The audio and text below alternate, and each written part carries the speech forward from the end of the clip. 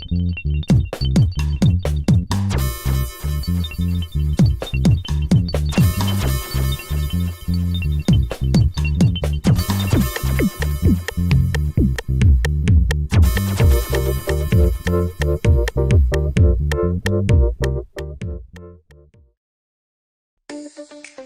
a gator that will get you where you need to go. Something you can get in and go with plenty of space. Be ready to tackle any terrain, large or small. When you choose Reynolds, you choose reliability. A guaranteed great customer experience and relationship from the moment you walk in. Come in and see for yourself or visit reynoldsfarmequipment.com. During Army basic training, I found out I had 7 herniated discs. Prescription pain medication led me to a heroin addiction. I entered Wheeler's program and learned life on God's terms. After meeting Greg, I was so impressed, I hired him. When you change that one life, it makes it all worthwhile. Now, I have a family, house, and a job that I love. At Wheeler, you can have something everlasting.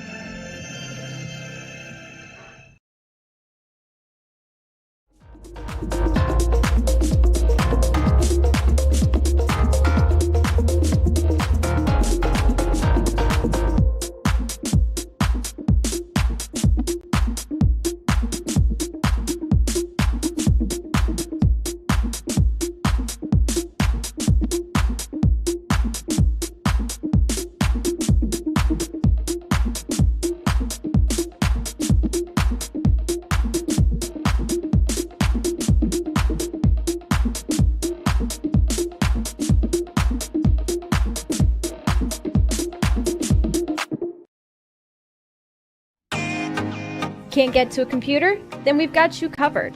Just go to the IndianaSRN app and stay up to date with all of your favorite teams. You can watch live coverage or relive the experience with our on-demand service.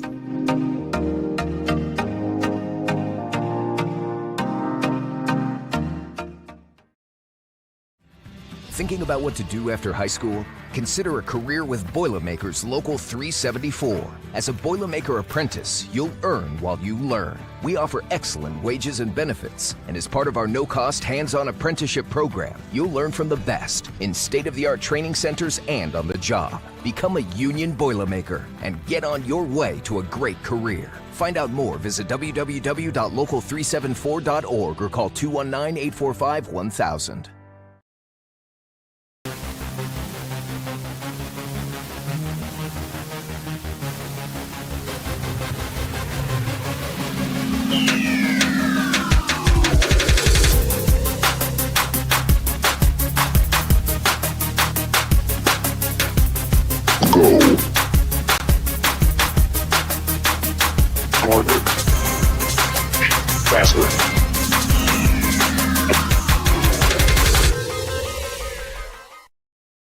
Sports fans, welcome back to Game Time, to pure spirit, to pure sport. Welcome back to high school sports. Fans, I'm IHSA Commissioner Paul Knighty, and I just want to say, welcome back. This is Game Time. This is Indiana high school sports. This is your IHSAA. At first, me and my mom were struggling. I was trying to pay the bills and trying to take care of my mom at the same time. When I first heard that I can get paid for taking care of my mom, I was kind of skeptical because I had been doing it for so many years without pay. That's when I reached out to Passion to Care. I read all the reviews and I saw that they were #1 in the field. Passion to Care has really, really changed my life. Right now, I take care of my mom 24/7 thanks to Passion to Care. You want a piece of equipment you can trust, one that's easy to use. No matter the size of the job, you want to create a feeling worthwhile, something you can use for every job. For over 60 years, Reynolds has been a community staple, ensuring our customers powerful implements and top quality care and service. You need something that's in it for the long haul. Visit Reynolds Farm Equipment, your hometown John Deere dealer, today at reynoldsfarmequipment.com. Can't make it to the game? We've got your back. Just go to www.IndianaSRN.org and tune in to all of the live action, or go to our on-demand service and relive your favorite moments.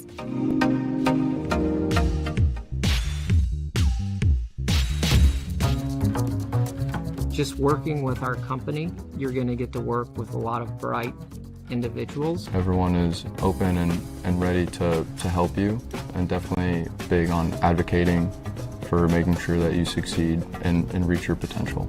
Everyone's goal is the same, to make the best products that we can for our clients and make sure that it is everything and more that it could be. What's kept me here? Our culture. We're genuinely a very great group of people. Everyone's just always willing to lend a hand. When I have a suggestion or a concern and I voice it, leadership actually hears me. As a consultancy, every person has a role and has something to bring to the table. There's just a lot of opportunities here if you're up for the challenge. Jump on board, be part of the fun ride, because we're going places.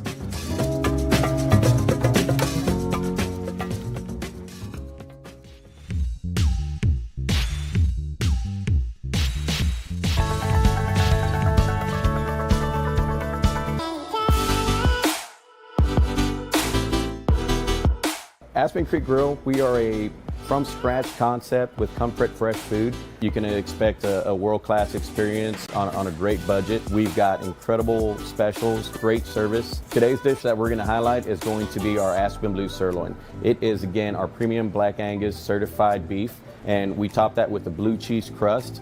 Again, everything that we do here is made from scratch, and it's no different from our steaks. We hand cut all our steaks in-house. So our team back there it's just an incredible team. Everything that they do, they take so much pride in. They put a little bit of themselves into everything that they do over here, especially since it is a made from scratch concept. We want everybody to come, visit us, enjoy some great food with some great service. Bring your friends, bring your family, come have some great food, have a great time with us with some of the best comfort scratch food.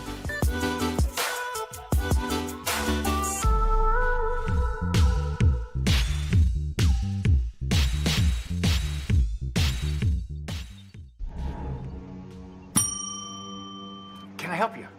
Yeah, I'd like to order a hamburger, fries, salt, maybe a large vanilla shake. This is a trophy shop, can't you tell? You got carry out? Everything that you need, we have here at the shop. Very unique.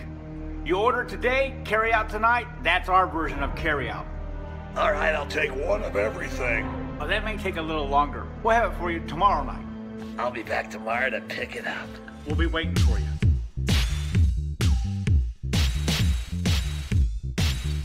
Hello and welcome to Game Day. My name is Keith Myers. I'm the Vice President of IndianaSRN. We're glad that you joined us today. If you'd like to see more content just like tonight, just hit the donate button. Every dollar that you donate will go right back into more games right here on IndianaSRN, which means more games for you. It's IndianaSRN, where you always have a front row seat.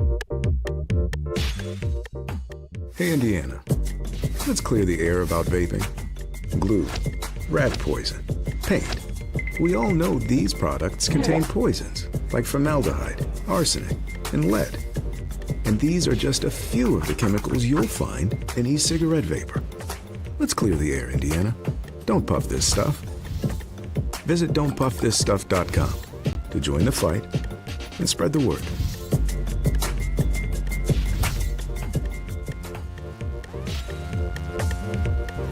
We encourage you to follow us on Twitter at IndianaSRN. Find upcoming games, video highlights, and much more. Follow us now at IndianaSRN.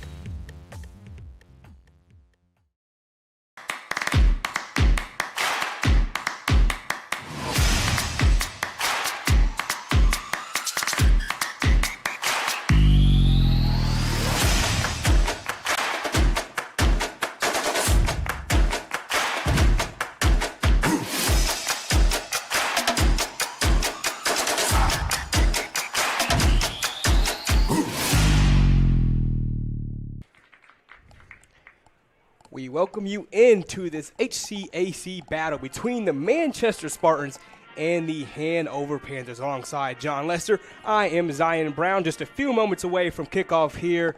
And John, we got two teams kind of going in opposite directions. We'll start with Hanover. They have a chance today with a win and maybe some help elsewhere to be at the top of the HCAC standings. Definitely, yeah. You see Hanover in second place right now, and like you said, if they can get some help from Franklin playing Mount St. Joseph today, if they can get a Franklin win there, they can find themselves right back atop this conference race here, and it's shaping up to be quite a tight race there at the top of the standings here so far.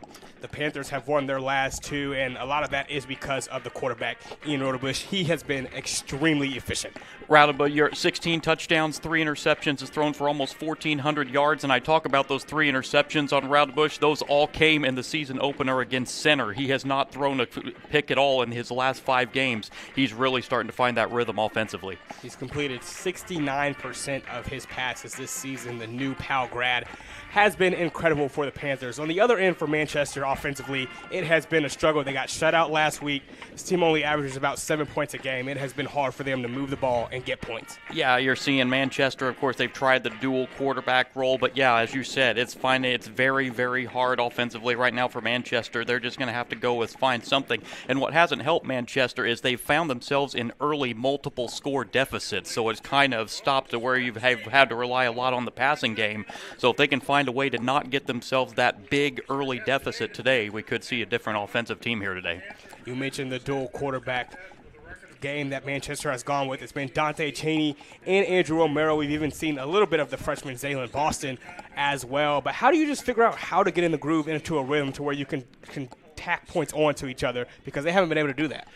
Offensively, we said it's been a struggle. Coach Hunt, has been talking to his offense like, guys, we've seen what we can do offensively. We just haven't been able to sustain it on a constant basis. If he can find something offensively to build on, like behind Cheney or Romero, or if he can get something in the running game going, which has not been real effective because of their early deficits this year, they can maybe find something to build on for the second half of the season here for Manchester. He's just got to find something that he can go with offensively, and right now, unfortunately, he hasn't been able to find that yet. You mentioned it. They haven't been able to run the ball as much as they probably would have liked to so far this season, but when they have with their running backs, it's been pretty effective. Cameron Hovey is getting about 5 yards a carry, about 5.5 yards a carry for James Lewis as well. When they've been able to get the ball to their running backs, it's been all right in the run game, but it's about establishing that for them. Hovey and Lewis we saw early on. We've seen a lot of Albert Wadlington here recently for Manchester. He's been coming on. He's done a very good job offensively, so I expect we'll see a lot of him today as well. But if they can get that running game going, not dig themselves that early deficit, see what they have in that running game, we could see that today here for Manchester. So Manchester, the home team, coming in today at 0-6. Hanover 3-3 with a chance to get near the top of the HCAC with a win today. We'll have more for you, and then the kickoff in just a moment here on IndianaSRN.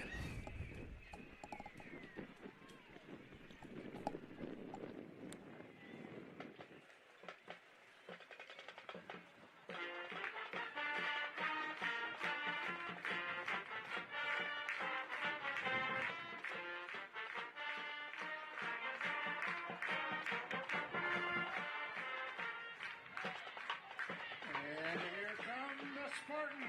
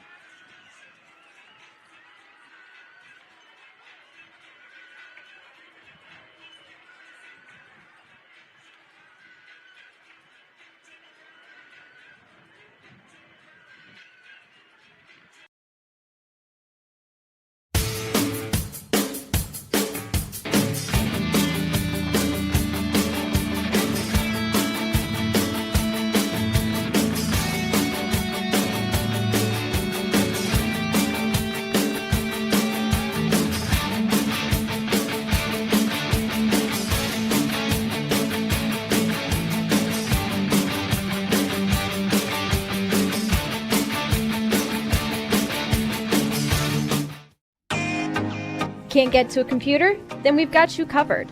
Just go to the IndianaSRN app and stay up to date with all of your favorite teams. You can watch live coverage or relive the experience with our on-demand service.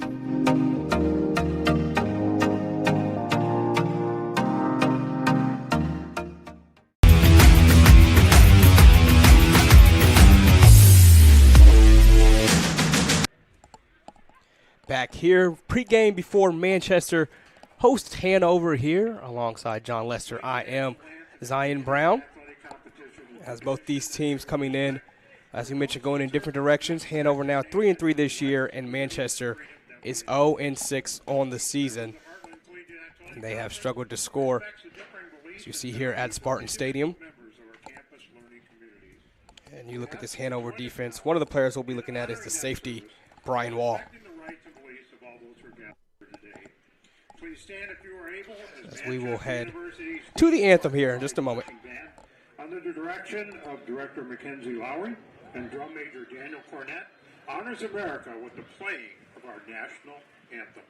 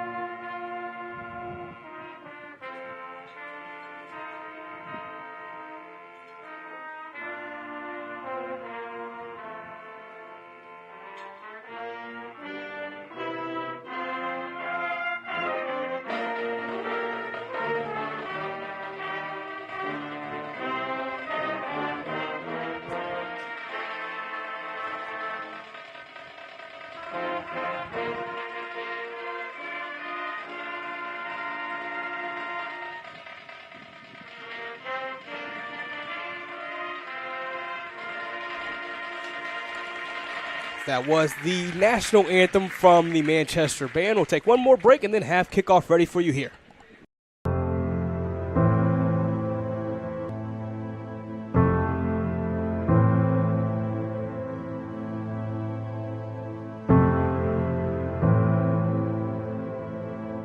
Calling officials cheaters or corrupt, it's not a game. Insulting referees, it's not a game. Threatening officials, it's not a game. Berating young umpires, learning the ropes, it's not a game. Violent language in the stands, it's not a game. Verbal abuse from the sideline, it's not a game. Screaming at a referee in the parking lot, it's not a game.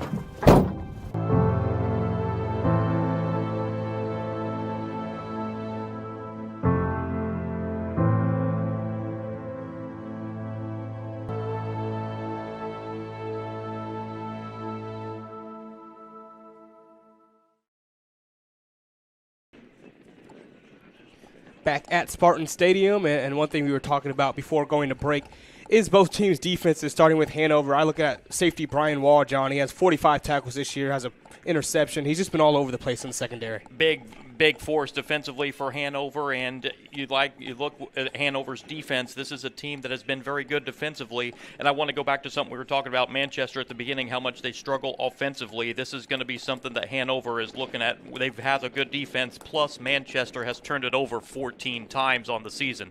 So you know that Hanover defense is something that Manchester is going to have to find a way to solve somehow. Yeah, 6 interceptions thrown, 8 fumbles lost for the Spartans so far this year in 6 games. And their defense on the Spartan side, I think it's led by the outside linebacker, Jalen Grimes, who was first-team HCAC a season ago. He has 5.5 sacks this year. Yeah, definitely a force for Hanover as well as we look at the toss here, and it looks like – I actually didn't see what happened there tonight. But anyway, yes, the Hanover defense by far probably going to be one of the best defenses that Manchester has faced all season. And with the way they've struggled offensively, we'll see if they can figure out a way to get it done against that defense for Hanover. So we'll see how both these teams do and if this Manchester defense can hold up enough today against the Hanover offense. As we would like to thank our title sponsors, as always, before kickoff here, Reynolds Farm Equipment. Reynolds Farm Equipment is the leading equipment dealer since 1955. Passion to Care is delivering care with more than 24 years of experience. Boilermaker Local 374 represents highly skilled, highly motivated workers in field construction and metal fabrication throughout the state of Indiana. For over 125 years, Wheeler Mission has been a pillar in the Indianapolis community. Burtner Electric is your trusted electrician partner since 1986. Morales Group, in business to create a better future for you and your family. McGinley Wrights Financial is inspiring people to repeatedly take action on their financial goals. And, of course, the Wheeler Mission Drumstick Dash, move your feet so they can eat. And IndianaSRN Sports Page. Follow the sports page every day with updated news from coast to coast. Log into IndianaSRN.org and click on our tab. So we are going to see Hanover get the ball to start the game. So it's going to be very, very, very important on this first offensive possession and defensive possession for Manchester to see if they can find a way to stop Hanover and not get themselves in that early deficit like they've experienced all year so far. So Manchester to kick it away. That ball is let go into the end zone for a touchback. So Manchester's going to have Hanover backed up pretty good here on this first offensive series. We're going to get a little early look at Ian Roudabush here offensively for Hanover. We've talked about Roudabush. Threw 3 picks in the first game of the year, has not thrown one since then, 16 touchdowns. Sophomore out of New Pal. And has that big running back. He's about 3 running backs as well that get a lot of action here. Oppel, Huffman, and actually something I want to talk about on Roudabush. Not only is he good, he is the team's leading rusher as well. So he's one of those dual threat quarterbacks as well. So Roudabush takes this first snap, looking to throw. He gets it away into the sideline, complete pass the 30-yard line to Jalen Peck. 20th reception on the year for Peck and a good first down pickup there of 6 yards for Hanover. Very simple pitch and catch on that out route. Blake Huffman in the back for Hanover on this 2nd and 4 play.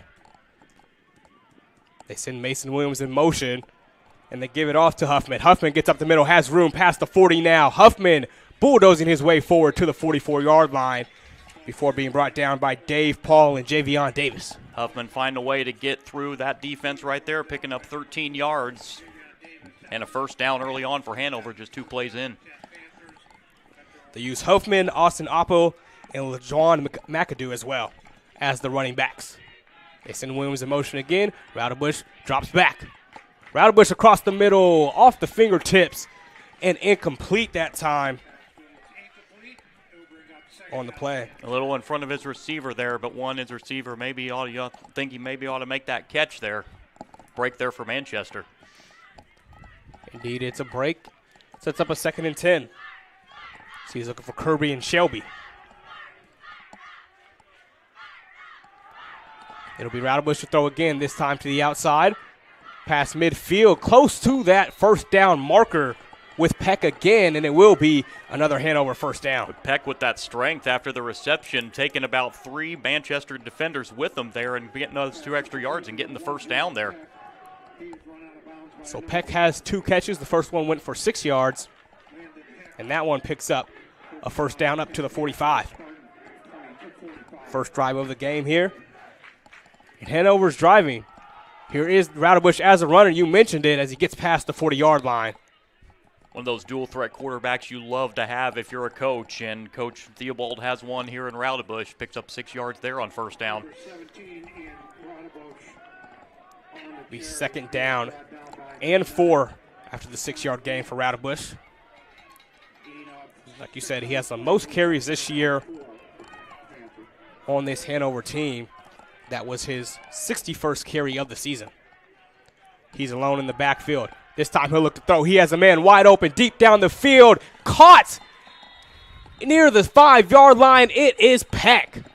Already Peck's third reception here in the first quarter. Looks like some busted coverage right there for Manchester, and Peck got wide open down the field, and it's a 1st and goal already for Hanover. There is a flag, however.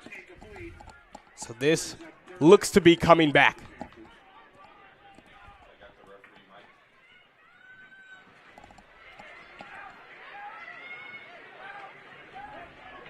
As the officials still trying to sort out the call, but it is certainly coming back based off of the reactions.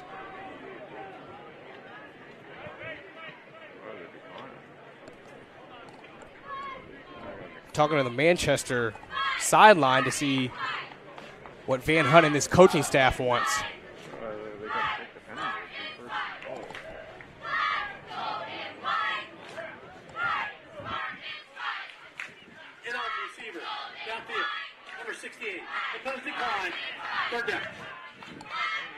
So it appears maybe that was called incomplete. I thought Peck brought that ball in, but he was diving toward the ground, and I guess he let it hit the surface.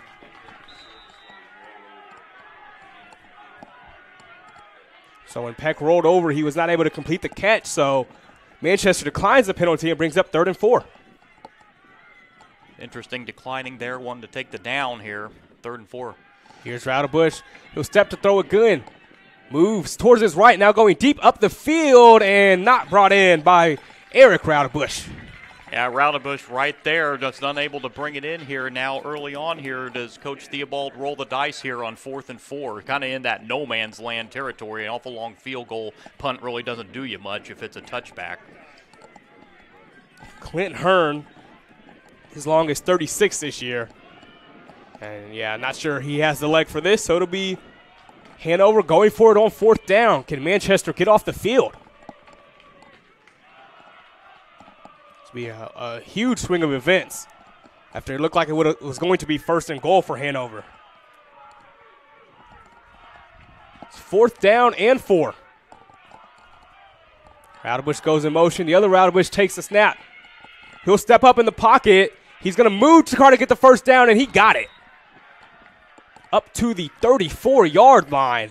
It looked like Manchester defense was going to have a 4th down stop there, but Raudebush finds a way to find the seams there on the right side and get the yardage needed and keep the chains moving and the drive alive for Hanover. So 1st and 10 at the Manchester 34-yard line for the Panthers. Raudebush hands to Huffman. Huffman tumbles toward the 31. Good 4-yard pickup there on 1st down as Hanover's down to the 30-yard line on this opening drive of the game. It has been a methodical drive now. Now taking over 3 minutes of game time. Raudebush fakes the give to Huffman, out to Peck. Peck trying to find room along the sideline, but he is smothered by Maury Mayfield. Nice tackle by Mayfield to set up 3rd down. Nowhere to go there for Peck, and a good job by the Manchester defense again, and has Hanover in another 3rd down here. Again, you figure it's 4-down territory from where they are on the field here. 3rd down and 4 for Hanover. They almost got a man to jump on the line, but then that caused the right guard, Ben Percival, to move, and it'll be a false start, I believe. Will be a motion penalty, I believe. Yes, you are correct on the offense, so that'll make it a 3rd and 9 now. 65, offense, 5-yard penalty, 3rd down. It is indeed Ben Percival who moved after, looked like one of the Manchester linemen flinched, but he didn't. The Manchester lineman did not come across the neutral zone, so that makes it a false start penalty. It's 3rd and 9. Huge 3rd down here for the Manchester defense. See if they can get off the field here. Huffman remains the back to the left of Raudebush. Peck in motion. Raudebush will look toward Huffman on a screen. Huffman's got room and blockers. Huffman past the 30. Huffman out of bounds towards the 20-yard line. It's a first down for Hanover. Again, it looked like there could be a stop for a minimal gain there, but finding a way to get the extra yardage and drives Hanover into the red zone here on this first series of the game. They mark him out at the 18-yard line. And now it's a red zone opportunity for the Panthers.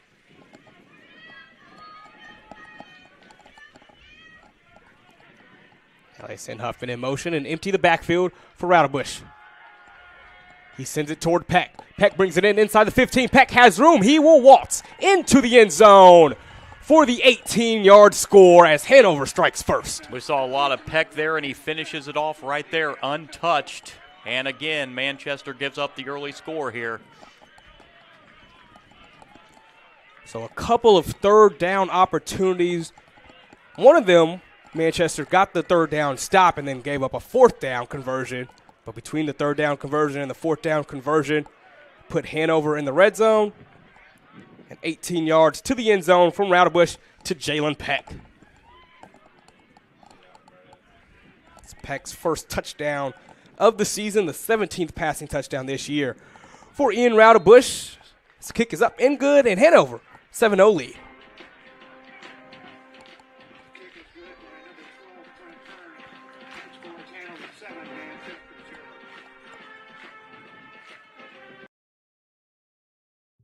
At Morales Group Staffing, we are all about building better futures.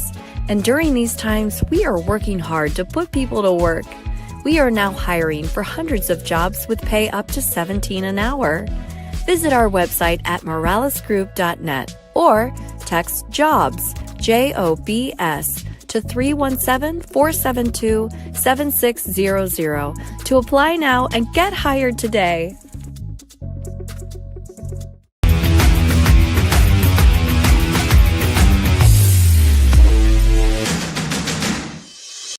We encourage you to follow us on Twitter at IndianaSRN. Find upcoming games, video highlights, and much more. Follow us now at IndianaSRN. So a 12-play, 75-yard drive has Hanover on top, 7-0 here from Spartan Stadium as they kick it away. This one bouncing inside the 20. It won't go out of bounds, so it has to be picked up by Levi Campbell, and he gets dropped immediately. Ooh, big mistake there by Campbell. I know he was thinking that ball was going to go out of bounds, but you got to pick that up. And with that mistake, you've backed your offense up inside the 15-yard line.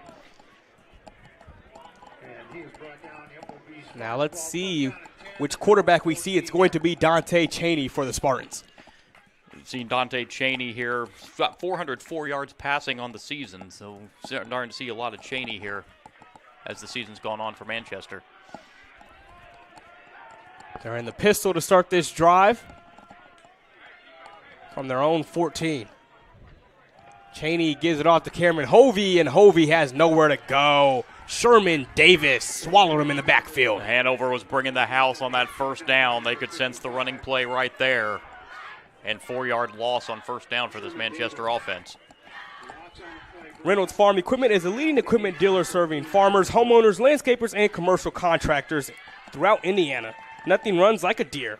Give a call today at 317-849-0810. So that is a loss of 3. It'll be second down and 13 for Manchester. Cheney now looks to throw. Swings it out to the back. And maybe a yard or two there, but not much going on that play. And not much doing there. Again, Hanover, had that play read, and Manchester backed up with a 3rd and long here. 3rd and 13. As he looked for Hovey out of the backfield there. Or that's Wadlington. Had him at 31. He's wearing number 29 today. Albert Wadlington. So here is this 3rd and long for Manchester.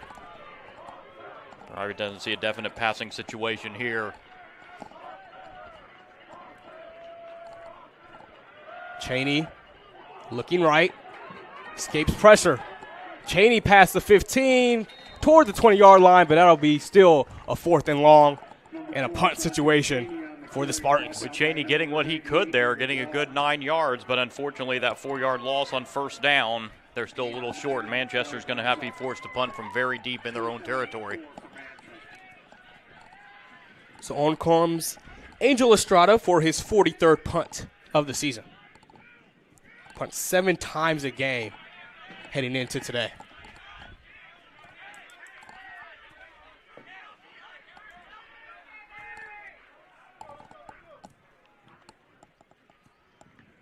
Estrada gets this one away. Nice end-over-end punt. And it gets a decent bounce as well for Manchester as it's not fielded by Michael Gordon.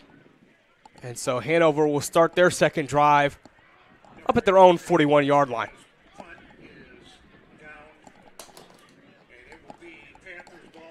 Morales Group Staffing. They're in business to create a better future for you, for your family, and for the community we share. They can match you with the right career or hire the right candidate for your company.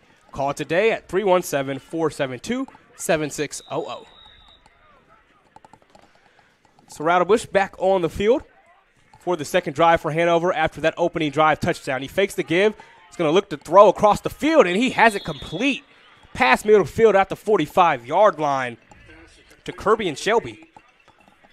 Good job there by Rowdebush. He found his receiver, Shelby, down the field, and on one play, Hanover's crossed midfield into Manchester territory here.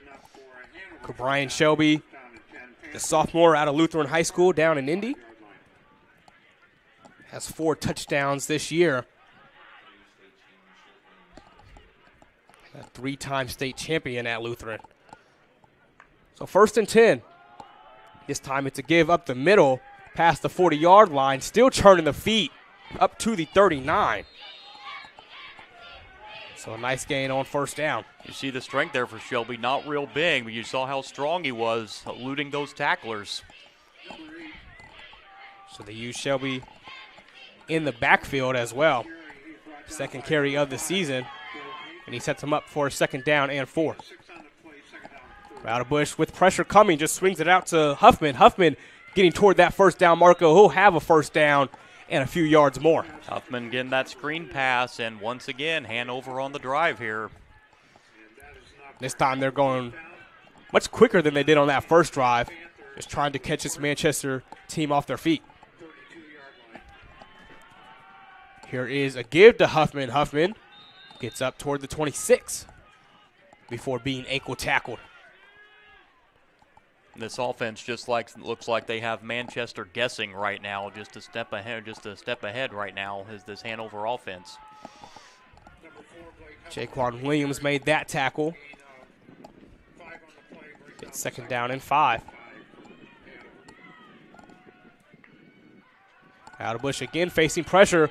He's going to look toward the end zone.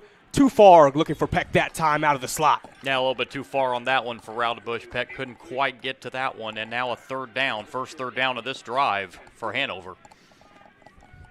We saw on the last drive, Hanover pick up a 4th down and a 3rd down. They get 42% of their 3rd downs this season. It's 3rd and 5 at the 27-yard line. Rowdebush fakes the give on the sweep, takes it himself, pushing his legs. Looks like he'll be a yard and a half short.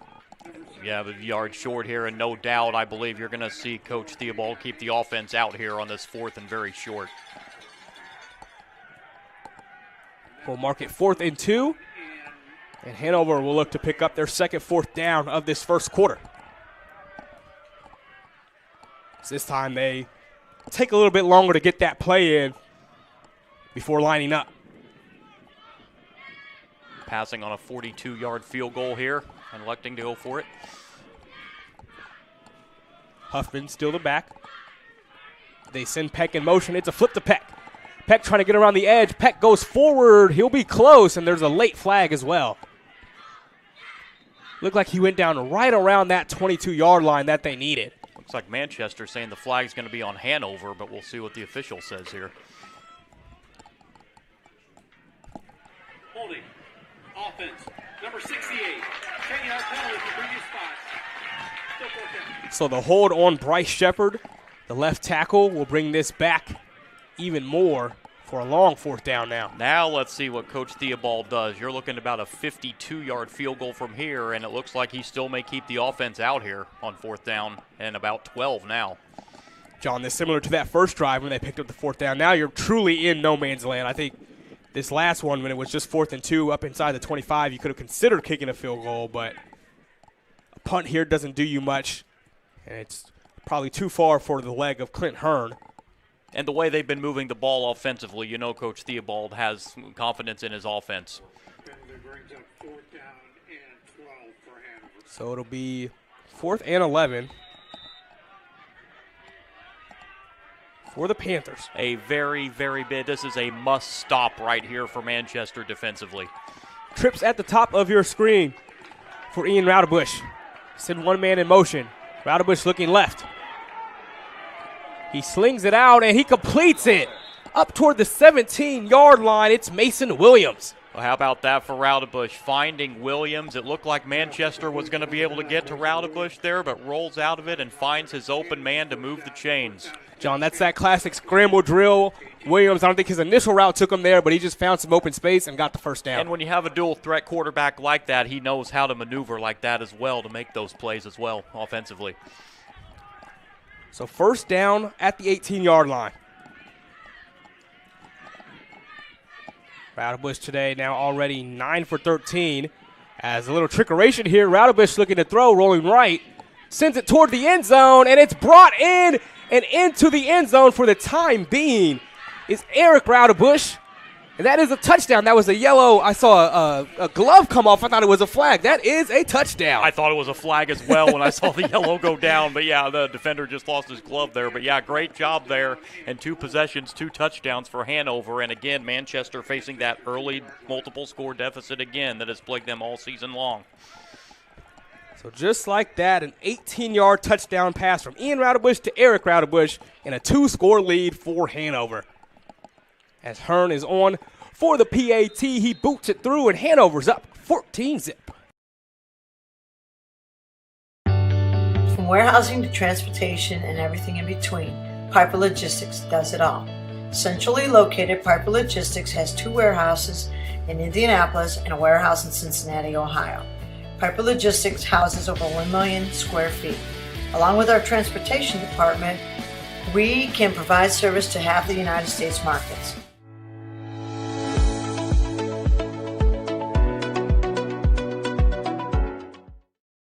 We encourage you to subscribe to our YouTube channel, IndianaSRN.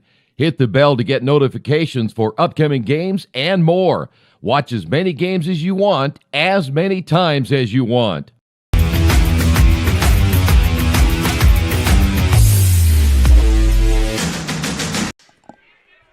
Ian Raudebush threw his 2nd touchdown of the 1st quarter, and his Hanover Panthers lead 14-0. Zion Brown, John Lester here with you from Spartan Stadium, as this kick will be returned by Manchester up toward the 25. We do have a score update a little bit right here with 3 minutes to go in the 1st quarter. Franklin has a quick 7-0 lead over Mount St. Joseph. Franklin win would help this Hanover team a whole lot, as they lost to Mount St. Joseph earlier this season. That is their only loss in the conference so far. And Mount St. Joseph is the only undefeated team left in the HCAC, so a Mount St. Joe loss would, and a Hanover win would tie them atop the conference. Here's Manchester for their 2nd drive of the game, and a miscommunication in the backfield leads to that play going nowhere. There's a little bit of a bobble there, which threw off the timing there, and a 2-yard loss on 1st down here for Manchester. James Lewis loses a yard that time. It'll be 2nd and 11. First time we've seen Lewis today, the freshman out of Eastern Green.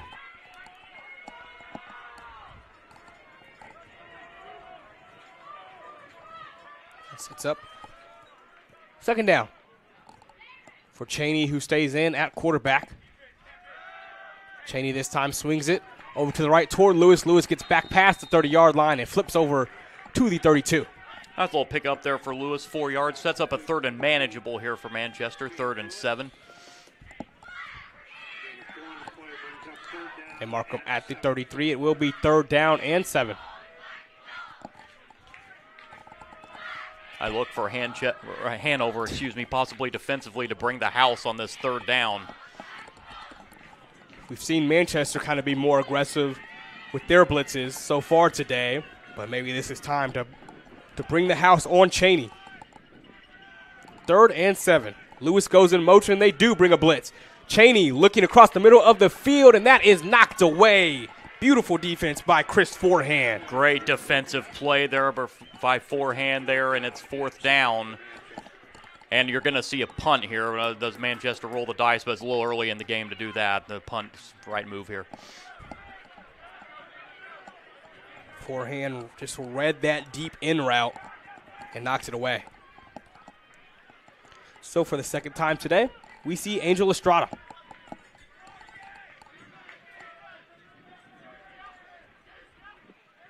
Estrada's first punt went 38 yards and wasn't returned.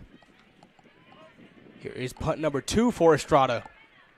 This one is brought in kind of dangerously that time by Michael Gordon, but he does fall on it, diving through past the 30-yard line on that punt. Boilermakers Local 374 represents highly skilled, highly motivated workers in field construction and metal fabrication throughout the state of Indiana. When you need a safe, dependable workforce for a new build, an upgrade, or facility maintenance, you can count on Boilermakers Union Local 374 to do your job right the first time.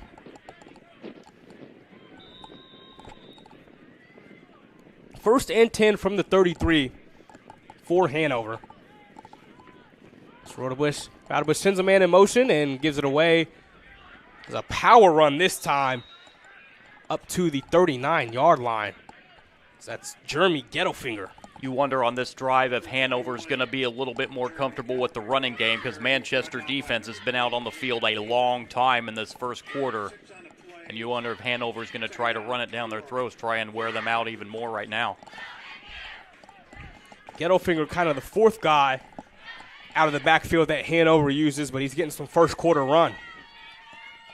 So we approach the 90-second mark left to go in this first quarter, and that time some miscommunication. I think Michael Gordon was supposed to come back to the ball, and Rudebush is lucky to just see it hit the ground. I don't know if he released that ball a little quicker than the receiver thought he was going to, but yeah, miscommunication there for now a 3rd down coming up for Hanover.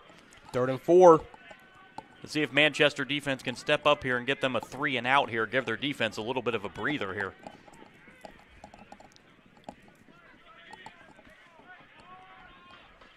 So far, this Hanover offense has gone 1 for 3 on 3rd downs, but they've picked up 2 other 4th downs in this game. As they send Gordon in motion, Roudebush steps up in the pocket. Looking for somewhere to go. He'll run with it, and he is going to get enough for the 1st down, still on his feet, before finally Marcus Washington wraps him up at the 48-yard line. Elude that tackler. Manchester looked like they had him for a loss there on 3rd down, but Roudebush finds a way to get it done and keep the chains moving for Hanover. 9 yards on the run, and it's a 1st down. That's 164 yards in the first quarter for Hanover offensively already. Not a recipe for success if you're this Manchester defense. Once again, they're sending Gordon in motion. Roudebush fakes the give, and he'll look to throw. Plenty of time in that pocket, and he unloads one deep down the field, and it is corralled inside the 20 by Jalen Peck. Yeah, guess who? We've called his name a lot here in this first quarter, and there he is again. Peck downfield, and again, I know we're in the first quarter here, but the way Manchester struggled this year, you get the feeling Hanover sensing the knockout punch early on in this game. For sure, and John, on that play, he had all day to throw.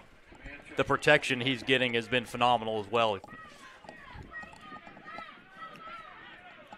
And I don't believe they have to run a play if they don't want to with this clock winding. But let's see if the Panthers do. They will run a play here with 1 second left on the clock. Roudebush going outside, inside the 15, inside the 10, at the 10, and he's finally brought down by Javion Davis. That's how this first quarter ends with a 14-0 Hanover lead.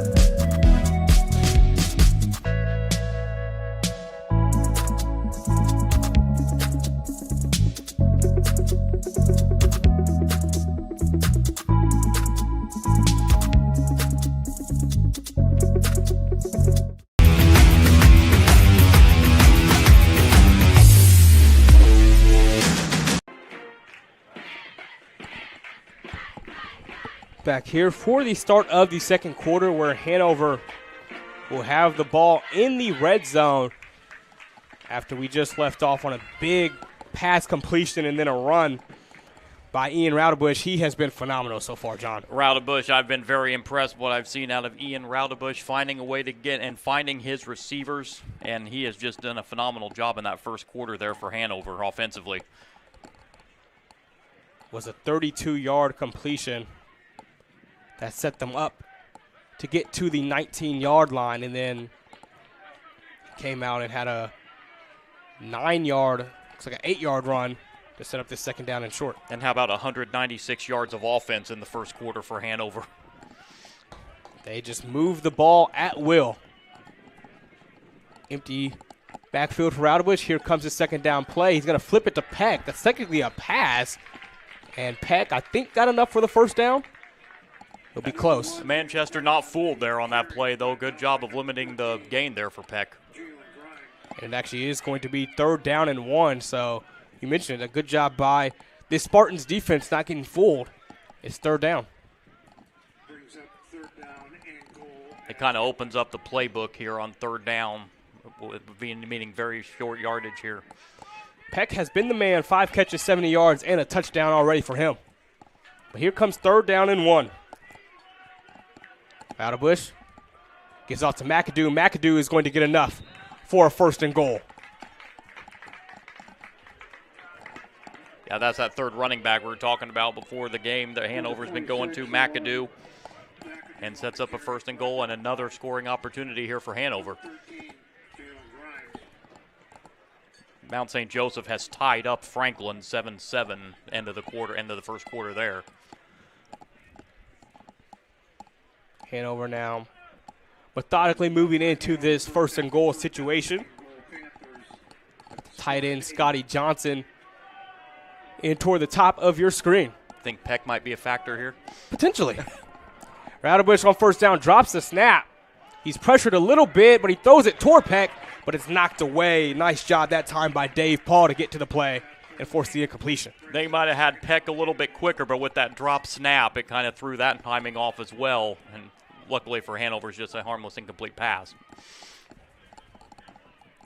Paul, the big bruising safety. You mentioned him a little bit pregame. He has a pick this season, also a sack. Just kind of plays all over the place for the Spartans. So now 2nd and goal from the 8-yard line. What's impressed me for Raudebush right now, he's 10 for 16, but 5 different receivers that Raudebush has been able to find here. He gives to Ghettofinger. Jeremy Ghettofinger gets a yard or 2 before being stuffed by Javion Davis. So a 3rd down and goal here for Hanover. Important stop here for Manchester. But it might be one of those again. It's a give-me field goal, but the way they've been able to move the ball offensively, I still think you're going to see 4-down territory here. And now a Manchester player has gone down before this 3rd down play. So looks like George Miles injured right now, but before 3rd down. Passionate Care, delivering care with more than 24 years of experience as a prestige healthcare company. Passionate Care is driven by decades of expertise and a drive to go above and beyond. Call today at 317-537-1811. As we head to break here with Miles down on the field. At first, me and my mom were struggling. I was trying to pay the bills and trying to take care of my mom at the same time. When I first heard that I can get paid for taking care of my mom, I was kind of skeptical because I had been doing it for so many years without pay. That's when I reached out to Passion to Care. I read all their reviews and I saw that they were #1 in the field. Passion to Care has really, really changed my life. Right now, I take care of my mom 24/7 thanks to Passion to Care. So George Miles has gotten off the field, and it brings up 3rd down and goal at the 6-yard line for Hanover. Michael Gordon goes in motion. Raudebush takes the snap, looking toward the other Raudebush and straight through the hands of Maury Mayfield, who would have had an interception. Instead, it harmlessly falls to the ground for 4th down. Probably should have been an interception right there, actually, with Raudebush not turned around there. That was about as easy of a pick as you're going to have. You're the defender here. But now let's see what Coach Theobald does on 4th down and goal here. Mayfield, the freshman out of Midland, Texas, just did not bring it in, and it does not look like a kicking unit is coming on for Hanover. Not much to lose here if you're Coach Theobald. Even if you don't get this, the way Manchester offense has struggled, you're going to pin them very deep in their own territory. So I like this decision for Coach Theobald.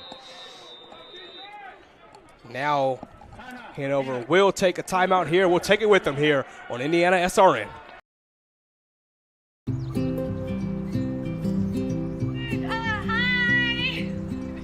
You're good at making big announcements.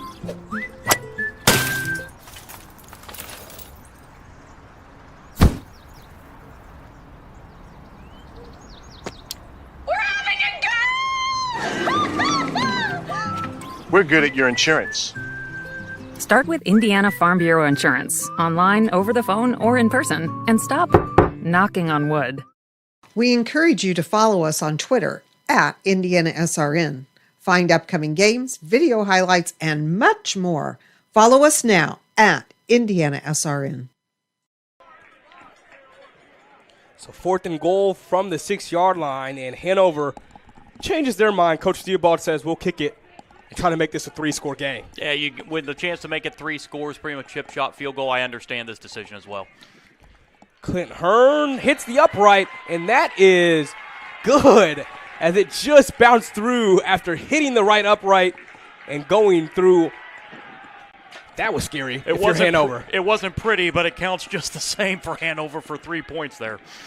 So 17-0 now is the lead for the Panthers as we head to another break.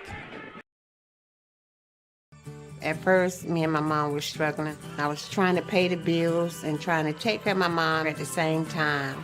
When I first heard that I can get paid for taking care of my mom, I was kind of skeptical because I had been doing it for so many years without pay. That's when I reached out to Passion to Care. I read all their reviews and I saw that they were #1 in the field. Passion to Care has really, really changed my life. Right now, I take care of my mom 24/7 thanks to Passion to Care.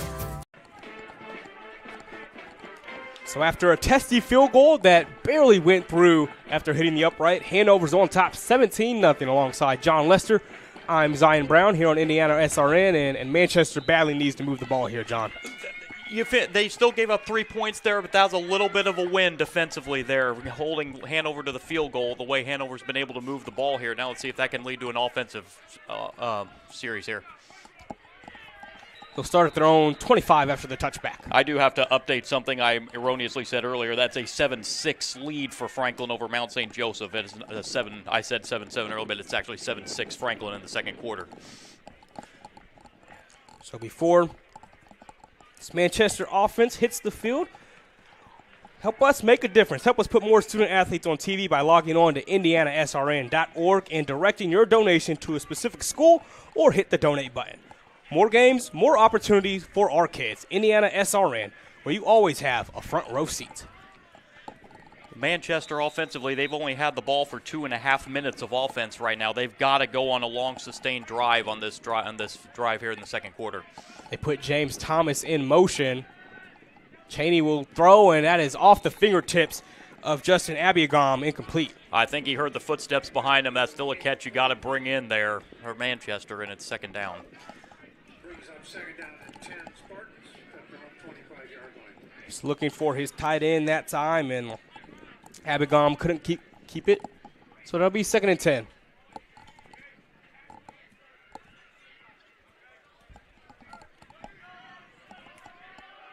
Cheney so far today, 2 of 5 through the air.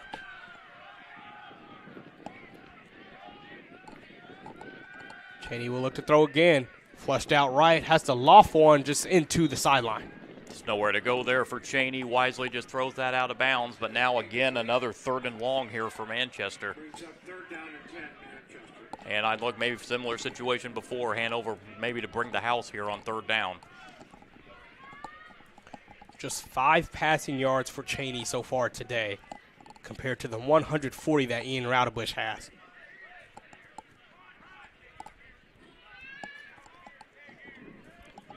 So let's see what the Spartans can come up with on 3rd and 10. Trips at the bottom of your screen for Dante Cheney. A poor snap that he has to reel in, and now he's under pressure. Cheney heaves this one toward the sideline, and that falls out of bounds. Incomplete. It's a 3 and out. Nowhere to go there for Cheney, but how about that arm he had there, about 40 yards in the air there? Unfortunately, he fell incomplete, and Manchester's going to have to punt this football back to Hanover once again. Brett Woolsey was the closest receiver in the area. And it'll be 4th down. Hanover should get very good field position as once again on this next offensive drive. Another punt coming for Angel Estrada. And only a 12-second drive for Manchester.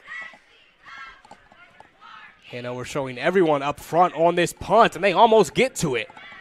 Estrada, under pressure, was just able to get it away, and it will take a very Manchester-friendly bounce inside the 40. That's a very good kick considering that Hanover was bringing them on that punt block attempt. So Hanover has scored on all 3 of their drives, although the last one they had to settle for a field goal. But right now it is all Panthers. Yeah, hard to, if you're Coach Theobald, hard to find anything to be upset about right now. Come 17-0 lead, your offense has been very efficient. Your defense has been phenomenal so far in this game. They'll start from their own 39-yard line. As you mentioned, Ian Roudabush has been incredible so far today. Let's see what he does on this new drive. A fake handoff. Roudabush stepping up in the pocket. Has to maneuver his way toward the left side, and he'll step up and run before getting out of bounds. Wise move there by Roudabush. Saw he had absolutely nothing downfield, so got what he could on the ground there and picks up about 6.5 yards on 1st down. They give him 5, be 2nd and 5.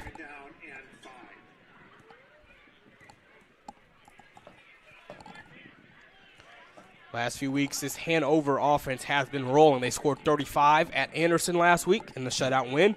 Had 37 a couple weeks ago against Rose-Hulman. Here's a give now to Huffman. Huffman will get toward that 1st down marker and pick it up right at midfield. Another 1st down there, and you were talking about this Hanover offense, and not despite that loss against Mount St. Joseph, they still were able to put 41 on the board in that game. That was a shootout there, that loss to Mount St. Joseph. Blake Huffman on his 5th carry, now up to 27 yards, and picking up that 1st down. The Columbus North grad. It's been a vital part of the offense today for Hanover. They have 1st and 10 right at the 50. Roudabush swings it out to Roudabush. He makes one man miss inside the 40 on a 1st down. He spins out of another tackle and finally goes down inside the 30-yard line. But Eric Roudabush, incredible. How about that move by Ian's brother, Eric Roudabush, right there, eluding the tackler and picking up 23 yards on that 1st down play. John, I just feel like somebody who is 6'4", 205 shouldn't be able to move like that. Yes.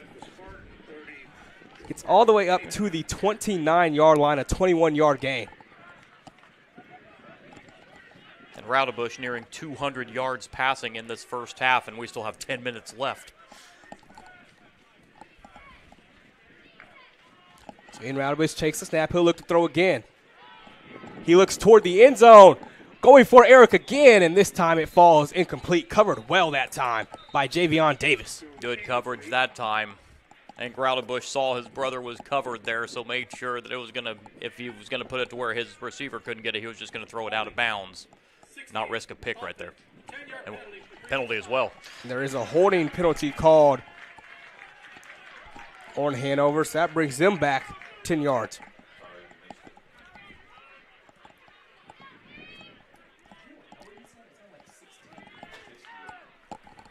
It's called on the left tackle, Bryce Shepard. That brings them back to the 39-yard line. It's 1st and 20.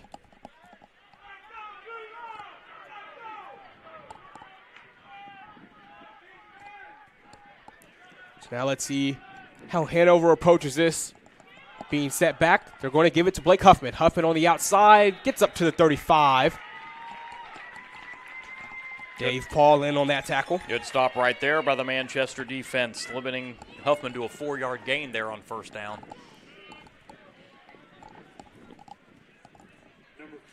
So it'll be 2nd down and 16. Once again, we've talked about it a few times. This might be 4-down territory. Well, it's definitely for Hanover, the way they've been moving the ball. But can Manchester find a way defensively here to get off the field and not allow any points for Hanover on this drive? Groutabush takes the low snap. Swings it out to Huffman. Huffman past the 35. Gets towards the original line of scrimmage. And he'll set up a 3rd and manageable. I was surprised Huffman wide open there on that. Picking up 10 yards there and making it a very manageable 3rd down for Hanover now. No, that was a miscommunication or miscoverage on the Manchester defense there. It'll be 3rd and 8 from the Manchester 27-yard line.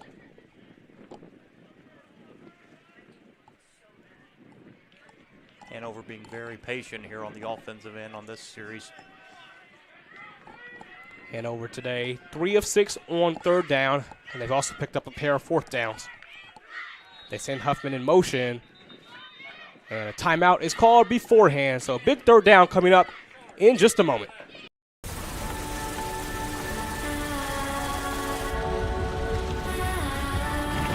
You're good at keeping the car clean.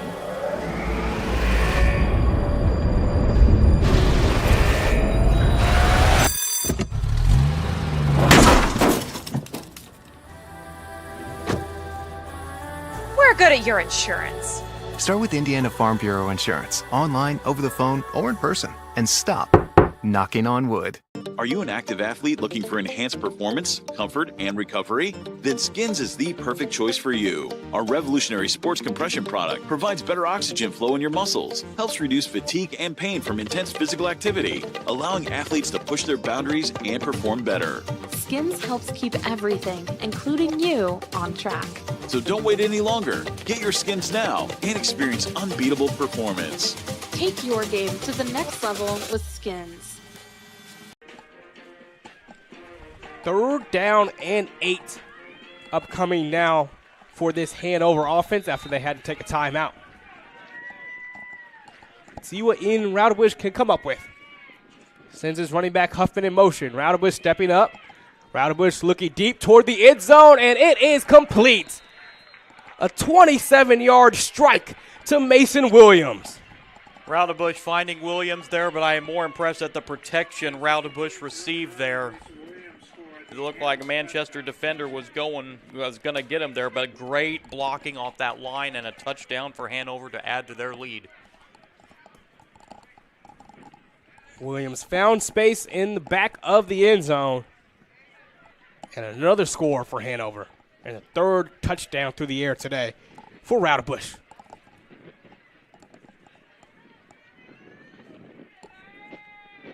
We see Hearn on for his 3rd extra point. He's made all 3 with a field goal. 24-0 Hanover. Myers, Vice President of IndianaSRN. Thanks for joining us. Do you know IndianaSRN broadcasts 350 games a year? All sorts of sports? Yeah, we do. Hard to believe, isn't it? IndianaSRN loves to put student athletes first on our website. If you're a business out there, we probably could help you too. Contact us at coach@indianasrn.org. Grandma from out of state thanks you. Mom and Dad who can't get to the game thanks you as well. In fact, our athletes watch the games over and over again. Our military has enjoyed the games as well. So sit back and enjoy the game. It's IndianaSRN.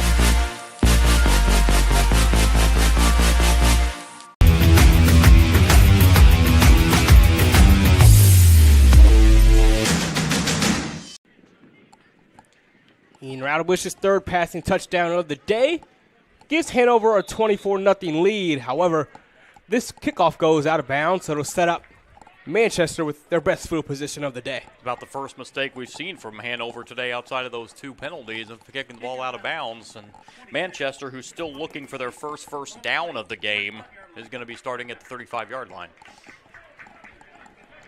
281 yards to 10 is the disparity. And it shows up on the scoreboard as well. And that just goes to show you what we've been talking about, the struggles offensively that Manchester's faced this year. Hanover has run 4 times as many plays as Manchester has so far 36-9.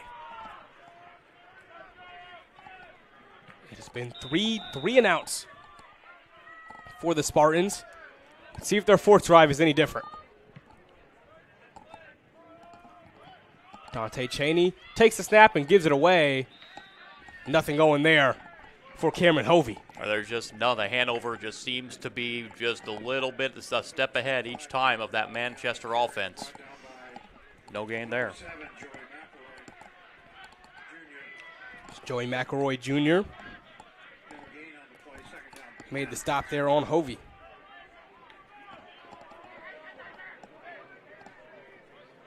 You see this Manchester offense is shuffling guys in and out, trying to find a remedy. Hovey remains the halfback.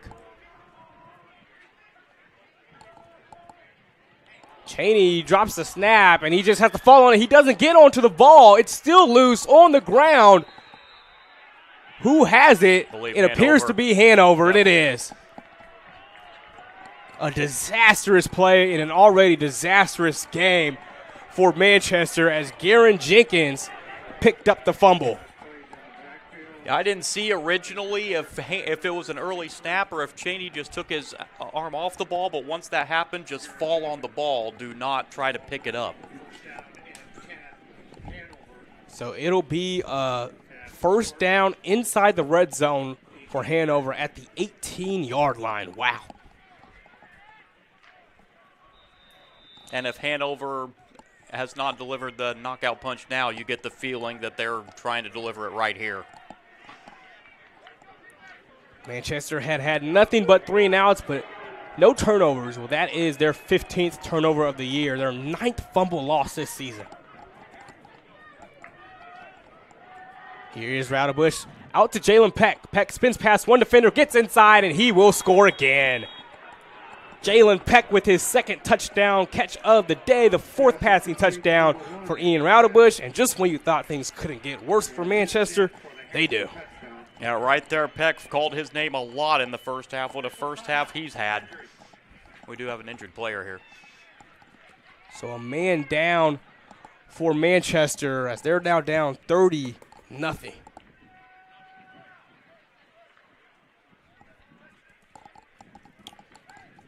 We'll talk about Piper Logistics. For more than 2 decades, the seasoned professionals at Piper Logistics have consistently been the trusted allies for your inventory management, warehouse fulfillment, and transportation needs. We stand as your comprehensive logistics partner. Ride with Piper Logistics. Call today at 317-396-1023. Take a break here with the man down, and Hanover leading 30-0. At first, me and my mom were struggling. I was trying to pay the bills and trying to take care of my mom at the same time. When I first heard that I can get paid for taking care of my mom, I was kind of skeptical because I had been doing it for so many years without pay. That's when I reached out to Passion to Care. I read all the reviews and I saw that they were #1 in the field.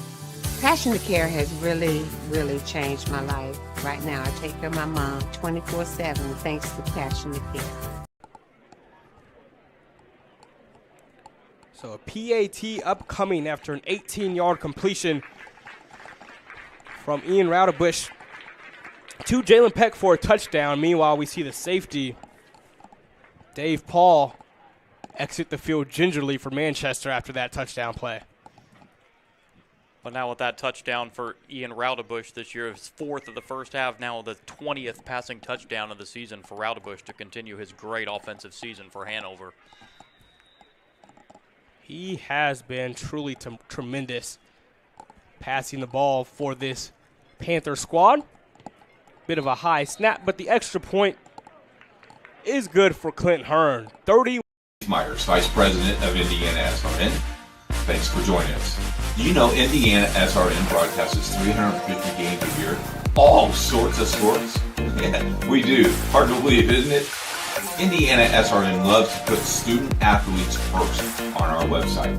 If you're a business out there, we probably could help you too. Contact us at coach@indianasrn.org. Grandma from out of state thanks you. Mom and dad who can't get to the game thanks you as well. In fact, our athletes watch the games over and over again. Our military has enjoyed the games as well. So sit back and enjoy the game. It's IndianaSRN.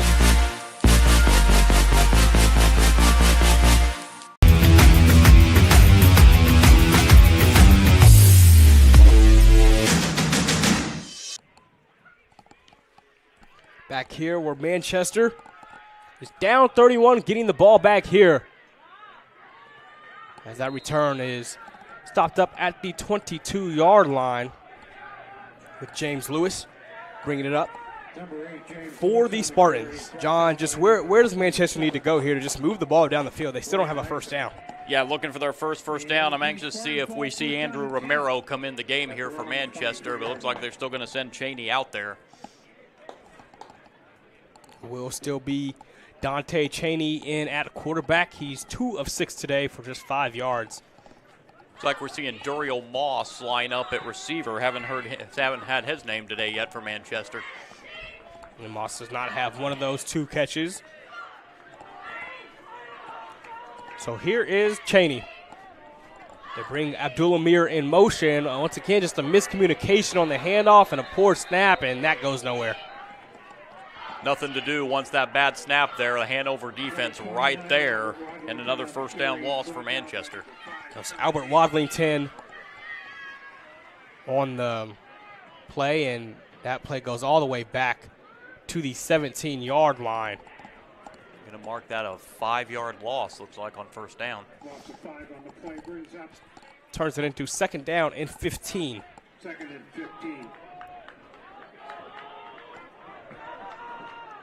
Manchester, just work on your offense, maybe try to be a little bit more patient here offensively, run the clock down a little bit, regroup at halftime. Cheney has that one deflected as he was looking for Duriel Moss, but somebody on that defensive line got a hand on it for Hanover. That ball definitely was tipped, and again, Manchester backed up here, a 3rd and long inside their own 20. It was Noah Caswell that got a hand on it to deflect it and stop that pass from actually getting to Moss. So now it's 3rd and 15.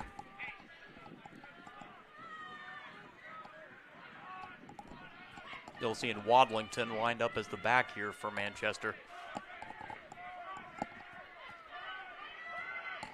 What can Cheney come up with here on 3rd down and 15? He's going to tuck it and run. Past the 20, past the 25, and he is going to pick up the first down. So Dante Cheney on the 3rd and long uses his legs and picks up his team's first down today. Well done there by Cheney. He saw he had nothing downfield passing and saw he had a lot of green in front of him. He's like, why not? I'm just going to run this and get us a first down.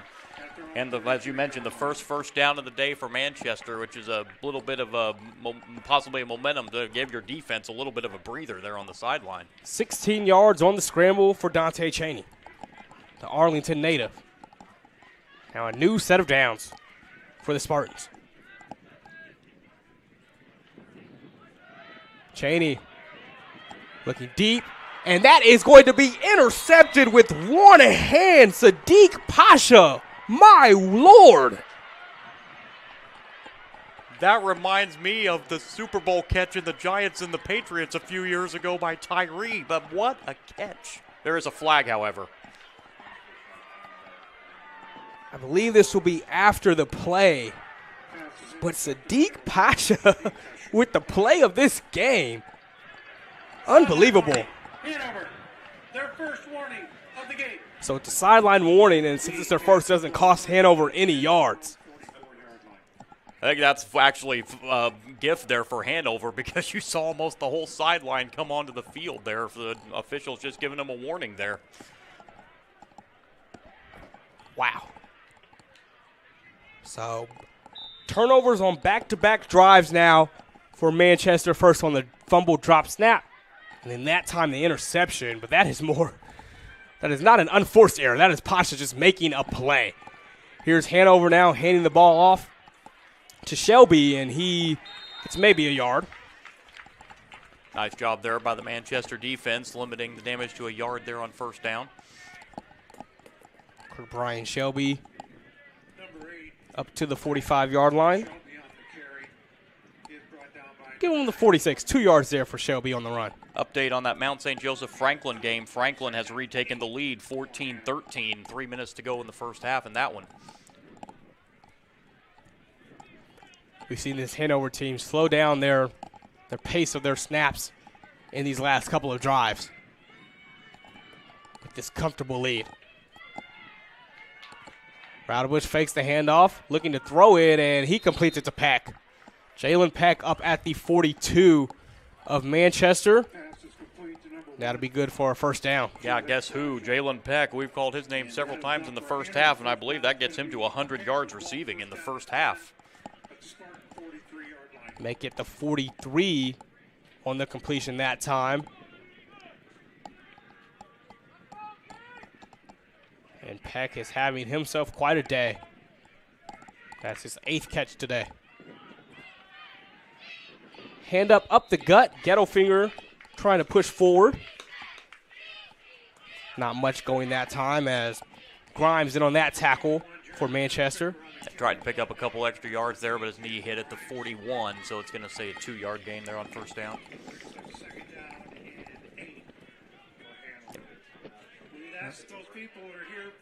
Second down and 8. Peck is at exactly 99 yards, so not yet at 100. Here's Ian Rowderbush escaping some pressure, but it looks like this will come back as there's a flag in the backfield as Rowderbush just throws that one toward the sideline. I believe this is a hold. This is going to be a hold. Bring Hanover back 10 yards here. Hanover going to be very content here to just run as much of this clock on the first half as they can.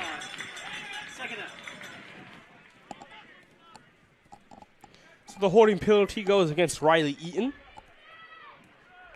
It brings them back 10 yards for the Panthers. 4th penalty of the half against Hanover.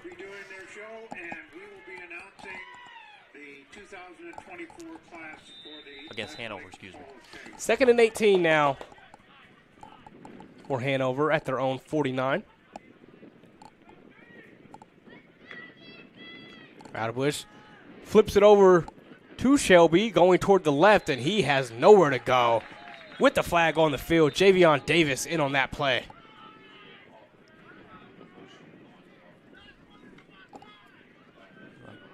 Another penalty against the offense here for Hanover. Now we've got a zebra conference to sort it all out.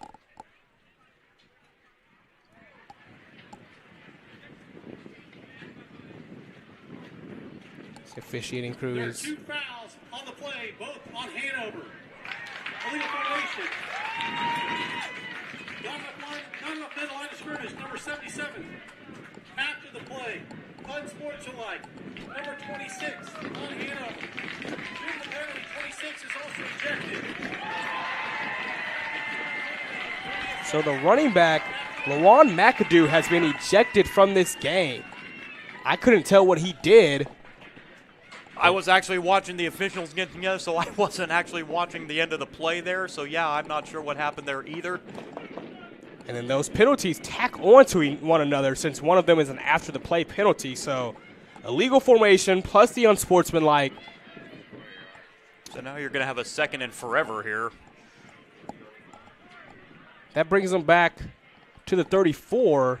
I think there's still some confusion. So those first 15 yards is from the unsportsmanlike penalty, but I think it comes back even more, another 5 yards here. So you're going to have, what, second and 40? It's a 20-yard penalty.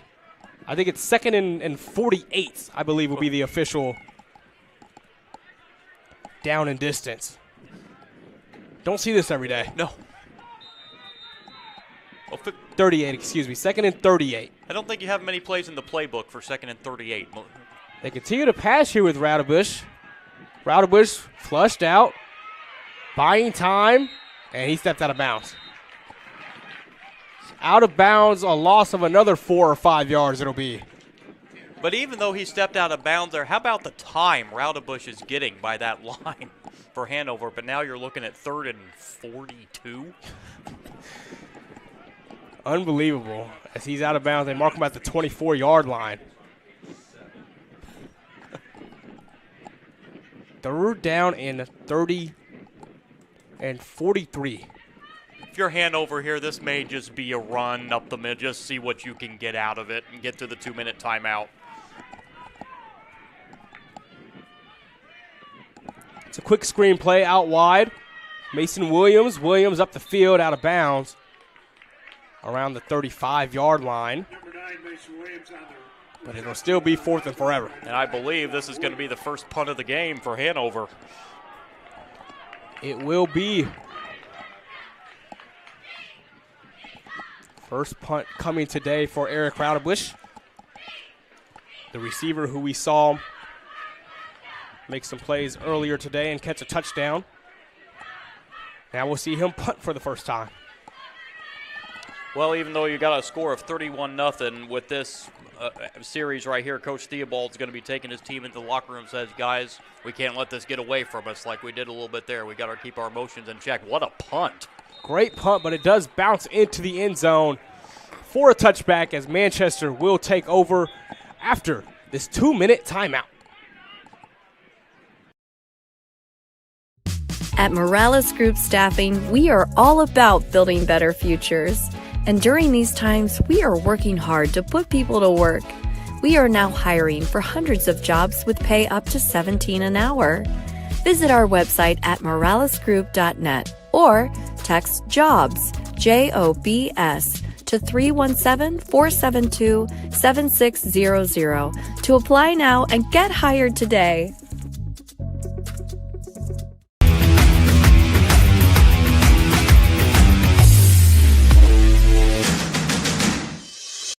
We encourage you to follow us on Twitter at IndianaSRN. Find upcoming games, video highlights, and much more. Follow us now at IndianaSRN. Back here at Manchester, where they got their first stop of the game defensively thanks to just a carry-on of penalties. And now at this 2-minute timeout, the Spartans will have the ball from their own 20. I actually thought I saw the ball touch a Manchester player on the north side of the 2-minute timeout, and I wonder if that's the discussion right here. Officials did have a long talk there. Gonna let it ride, looks like. Ball stays at the 20. So we still see Dante Cheney as the quarterback.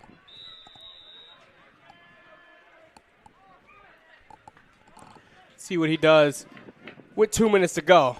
Cheney will start the drive just handing it off to Hovey, who gets 2 yards. It looks like Manchester is going to be content just to get to the locker room here. Manchester is going to get the ball to start the second half. So it looks like they may just want to regroup here at halftime. Looking to elevate your brand? Choose Dynamark. Dynamark, your local one-stop shop for all your print, sign, promo products, apparel, and mailing services. Serving Indianapolis for over 50 years, Dynamark, where strong relationships are built through exceptional service. Call at 317-328-2555.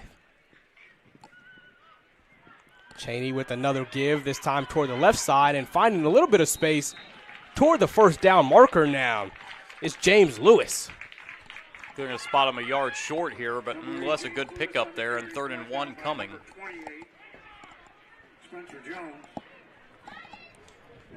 Third down and a yard, and Hanover also content to let this run out. See if Manchester picks it up. Just that one first down today that came right before an interception. Cheney, might have been a draw play. He dives forward and gets the first down. Nice job there by Cheney on the extra effort getting the first down there. Let's see if Manchester is now going to let this run now. Looks like they're going to move up to the line here. And that is enough for Manchester Spartans. First down and 10 Spartans. Cheney going quickly. 6-yard line. Has to move toward his right and use his legs again, and he'll step out of bounds right around the 35. Nice job running out of bounds there. Stop the clock here. See if it's going to be one of these situations where he tries to get close enough and see what kind of an arm he has here to end the first half.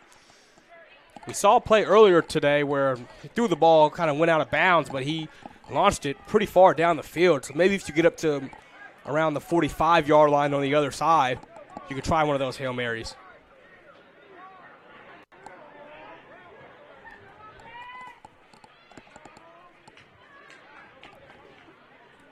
Cheney, a big guy, 6 foot 210. Here he is looking to throw, and he is decked. Brought down by Ben Lafferty. And that is how this first half will end. Hanover with a 31-0 lead after a half of play, John. Hard to complain about Hanover 31-0, but again, Coach Theobald, his team kind of came unglued there on that last series. He's going to try and get them regrouped here, but outside of that, about as good of a first half as you can ask for Coach Theobald and Hanover. So the Panthers going to half, leading by 31 over Manchester.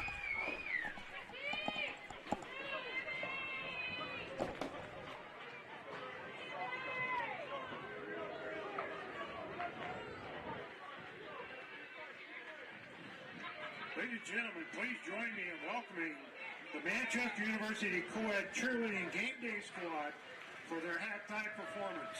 Let's hear it for Brenna, Elizabeth, Eve, Faith, Izzy, Natalie, Sabrina, their coach Mika Hunt. Go Spartans!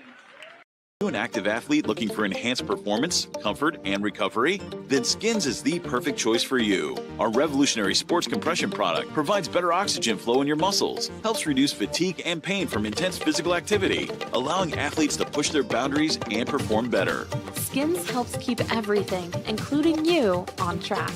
So don't wait any longer. Get your Skins now and experience unbeatable performance. Take your game to the next level with Skins.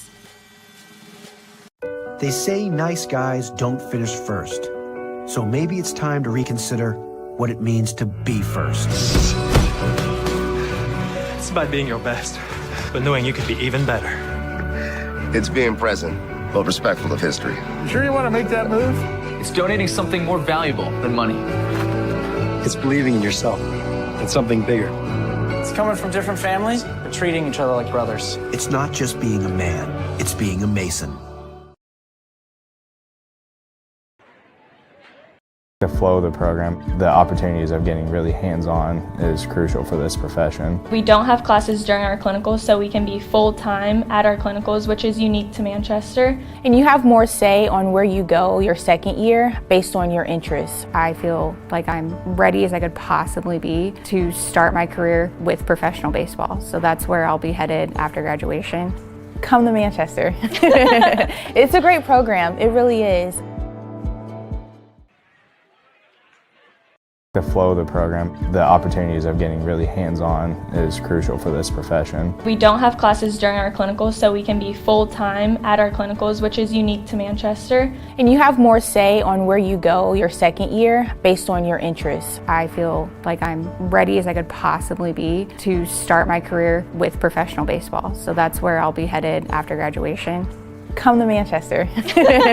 It's a great program, it really is. The flow of the program, the opportunities of getting really hands-on is crucial for this profession. We don't have classes during our clinicals, so we can be full-time at our clinicals, which is unique to Manchester. And you have more say on where you go your second year based on your interests. I feel like I'm ready as I could possibly be to start my career with professional baseball. So that's where I'll be headed after graduation. Come to Manchester. It's a great program, it really is. Today with an upbeat and energizing jazz rock fusion piece featuring growl, jazz grooves, and commanding harmonies. We hope you enjoy Bill Chase's Get It On.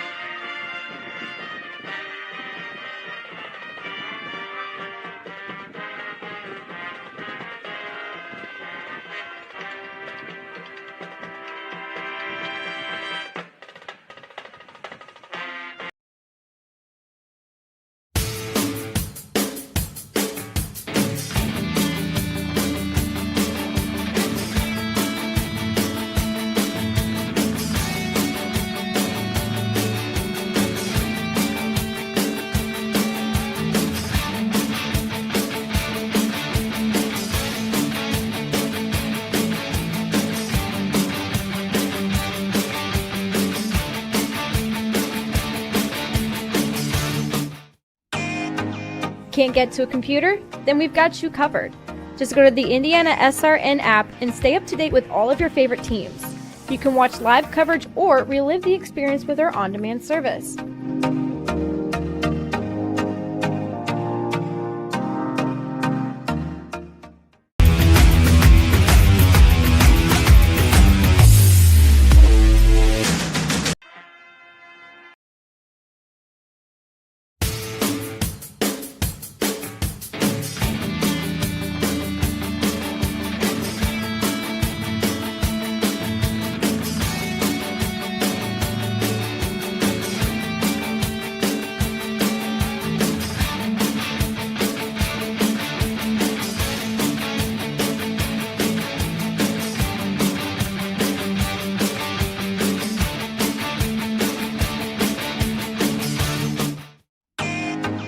Can't get to a computer? Then we've got you covered. Just go to the IndianaSRN app and stay up to date with all of your favorite teams. You can watch live coverage or relive the experience with our on-demand service.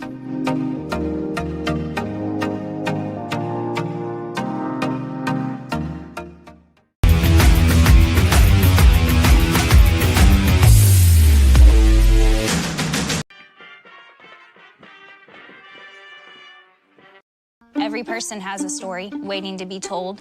Mr. Jack comes in every Monday. That's right. One day I noticed his hat said he was a Korean War veteran. I asked him if he'd ever been to the Korean War Memorial. No, I never had a chance to go. That was the day I knew we had to do whatever it took to get him there. Manny made it happen. I got to go to Washington, D.C. to all the memorials. The World War II Memorial, Naval Memorial, Korean War Memorial. Took all kind of pictures and everything, and it was a good trip, too. I'm glad that I could be a part of Mr. Jack's story.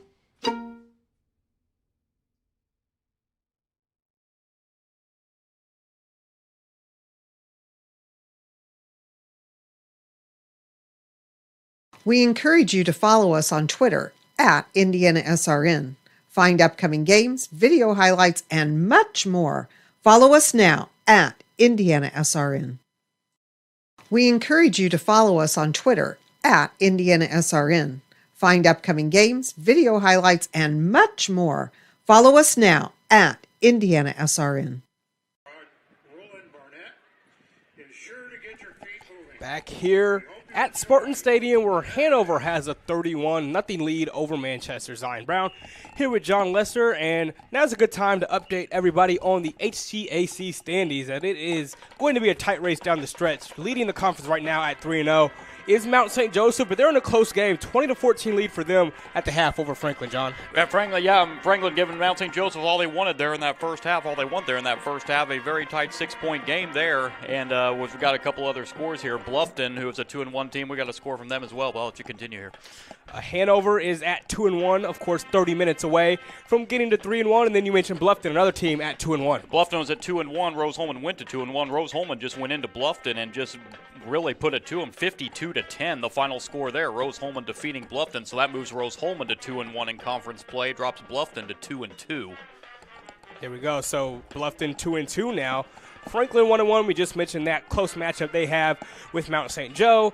Rose-Hulman now at 2-1, Anderson 0-3, and Manchester at 0-2, 30 minutes away from being 0-3. And reminder on what else we've got going on IndianaSRN today. Right now, there's a Rose-Hulman versus Earlham volleyball game on RHIT.TV. Also on the same network, we've got a soccer doubleheader between Mount St. Joe and Rose-Hulman. The women's game is going on right now, and the men's game is to start at 3:30. And then another football game, that Franklin versus Mount St. Joe, is on the network right now, as well as they're at halftime there.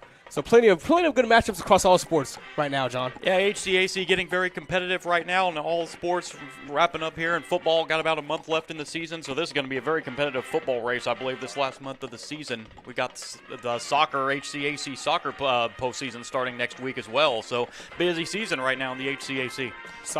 Postseason soccer is always just so fun because as we see even like a sport like baseball too last night, it can just all change in the blink of an eye. And you got this fall sport, and don't forget we got basketball season just around the corner here. HCAC has some very good basketball in it as well, so an exciting season here in the HCAC, just getting started here. A long way to go. It sure is, and right now we've got a game with the Hanover team that has a chance to be at the top of the HCAC standings. They're up 31-0 at the intermission here on IndianaSRN.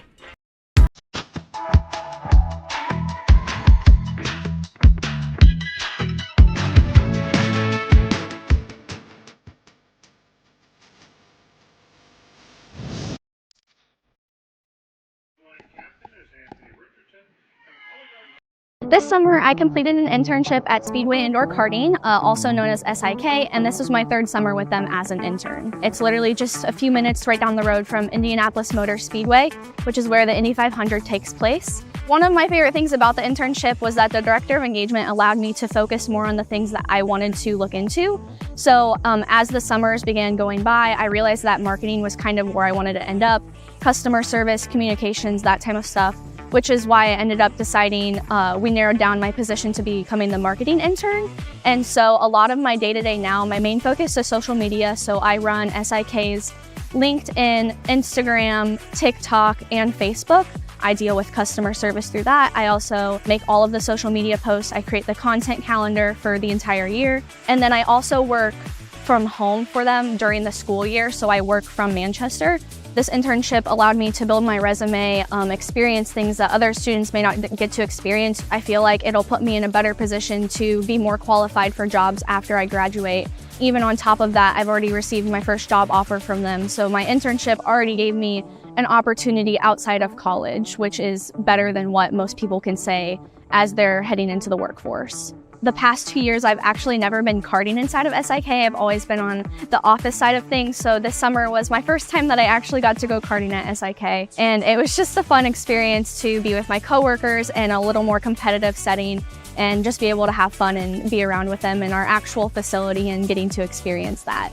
I think the fact that Manchester University is kind of gearing themselves toward more experiential learning for students is just going to put us one step ahead of everyone, because we're able to use these real world experiences and apply them to jobs, and all of our resumes are going to be more extensive than others, and we've had the opportunity to be there, and we've had the opportunity to learn and grow as individuals and professionals.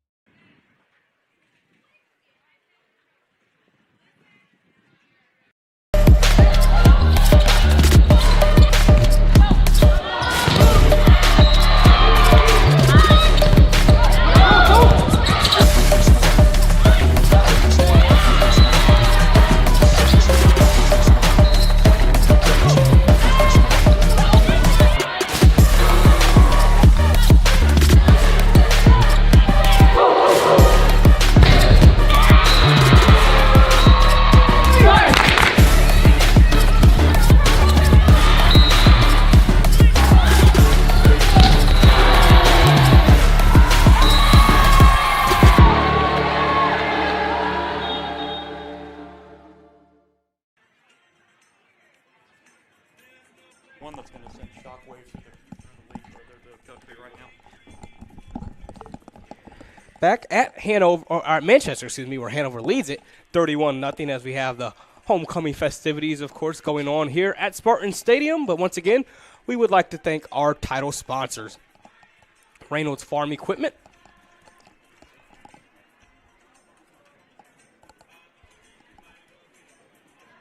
so we're here at Manchester. We would like to thank our title sponsors, starting with Reynolds Farm Equipment, Passion to Care, Boilermaker Local 374, Wheeler Mission, Burtner Electric, Morales Group, McKinley Wrights Financial, Wheeler Mission Drumstick Dash, and IndianaSRN Sports Page. And John, you got some college football scores at the higher D1 level to share with us as well, don't you? We do have some D1 scores to update. I know a score you're interested in, number 13 Indiana and Washington. I got to admit, I was a little skeptical about this game for IU going in without Rourke at quarterback, but no problems. They're up 31-17. John, I have to ask, have you Googled Kurt Signetti? I have not. He wins. That's the whole thing. He wins. I have not. I'm going to be honest, I didn't know much about him coming in. But yeah, 31-17 IU in the fourth, a score that is going to send shockwaves around the country right now. With 10:47 to go in Columbus, Nebraska has taken the lead over number 4 Ohio State, 17-14. Still 10:47 to go in that one, though. Notre Dame all over Navy, 44-14 in the fourth. Number 18 Ole Miss, 23-14 lead over Oklahoma. And then some other scores, Virginia Tech 21-6 over Georgia Tech in the fourth. North Carolina over Virginia 38-6. Arkansas 34-10 over Mississippi State in the third. And later on, quite the matchup in the Big Ten, Illinois and now number 1 Oregon. That game is a 3:30 kickoff. Just some of the games going on around the country in college football today on this Saturday. So some exciting games all around the nation in college football today. We'll be back with our game in just a moment here on IndianaSRN. This summer, I completed an internship at Speedway Indoor Karting, also known as SIK, and this was my third summer with them as an intern. It's literally just a few minutes right down the road from Indianapolis Motor Speedway, which is where the Indy 500 takes place. One of my favorite things about the internship was that the director of engagement allowed me to focus more on the things that I wanted to look into. So as the summers began going by, I realized that marketing was kind of where I wanted to end up, customer service, communications, that type of stuff, which is why I ended up deciding we narrowed down my position to becoming the marketing intern. And so a lot of my day-to-day now, my main focus is social media. So I run SIK's LinkedIn, Instagram, TikTok, and Facebook. I deal with customer service through that. I also make all of the social media posts. I create the content calendar for the entire year. And then I also work from home for them during the school year. So I work from Manchester. This internship allowed me to build my resume, experience things that other students may not get to experience. I feel like it'll put me in a better position to be more qualified for jobs after I graduate. Even on top of that, I've already received my first job offer from them. So my internship already gave me an opportunity outside of college, which is better than what most people can say as they're heading into the workforce. The past 2 years, I've actually never been karting inside of SIK. I've always been on the office side of things. So this summer was my first time that I actually got to go karting at SIK. And it was just a fun experience to be with my coworkers in a little more competitive setting and just be able to have fun and be around with them in our actual facility and getting to experience that. I think the fact that Manchester University is kind of gearing themselves toward more experiential learning for students is just going to put us one step ahead of everyone, because we're able to use these real world experiences and apply them to jobs, and all of our resumes are going to be more extensive than others, and we've had the opportunity to be there, and we've had the opportunity to learn and grow as individuals and professionals.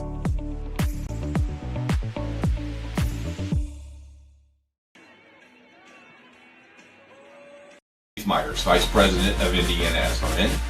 Thanks for joining us. You know IndianaSRN broadcasts 350 games a year, all sorts of sports. Yeah, we do. Hard to believe, isn't it? IndianaSRN loves to put student athletes first on our website. If you're a business out there, we probably could help you too. Contact us at coach@indianasrn.org. Grandma from out of state thanks you. Mom and Dad who can't get to the game thanks you as well. In fact, our athletes watch the games over and over again. Our military has enjoyed the games as well. So sit back and enjoy the game. It's IndianaSRN.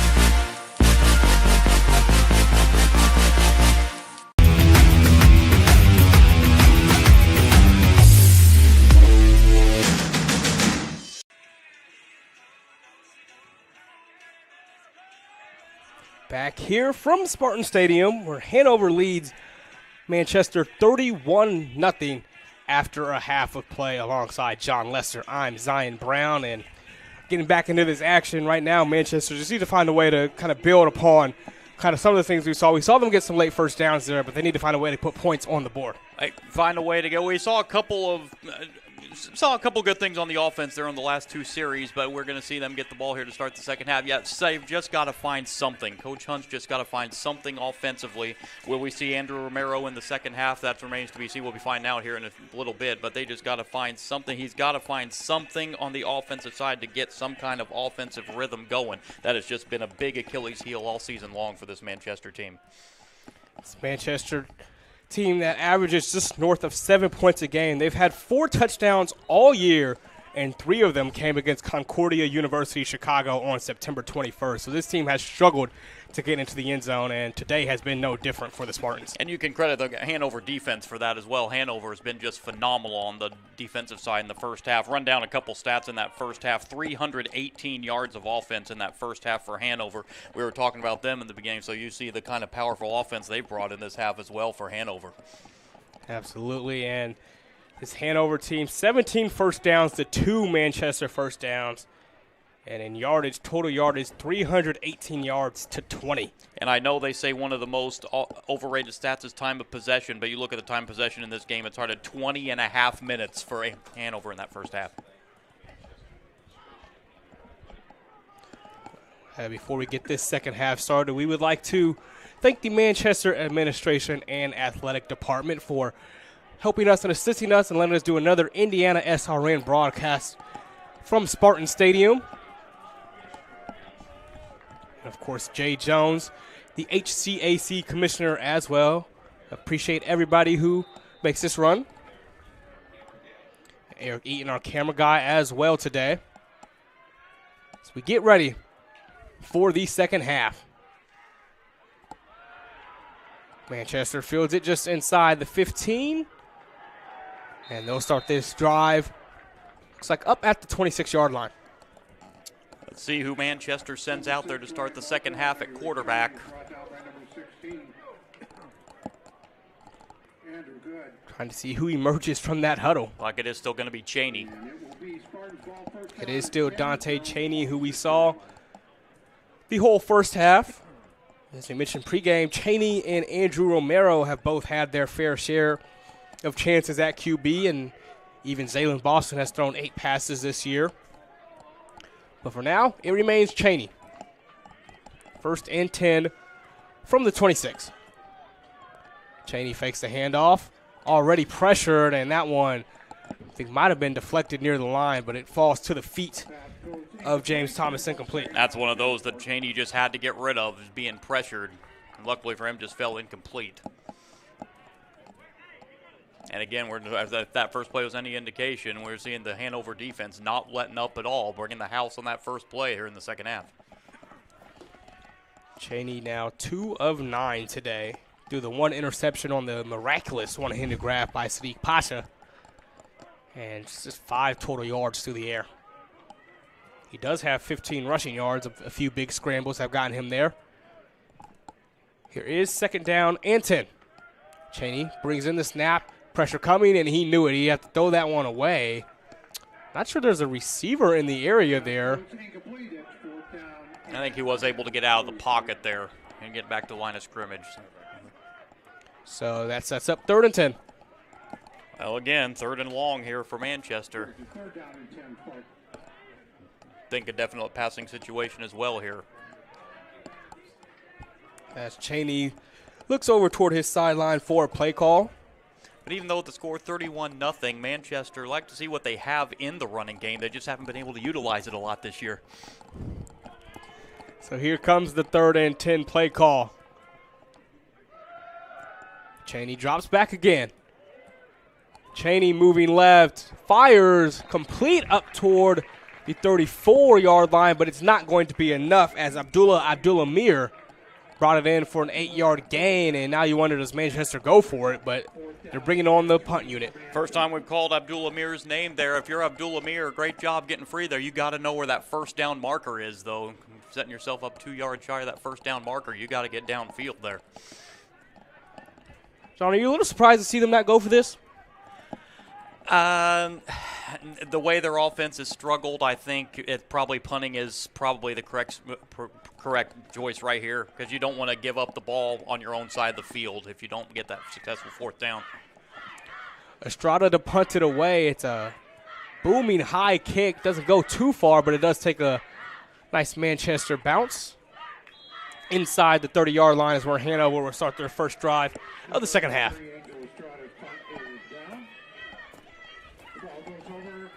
As officially human, their mission is to restore respect to game officials and recognize them as authorities on the fields and court.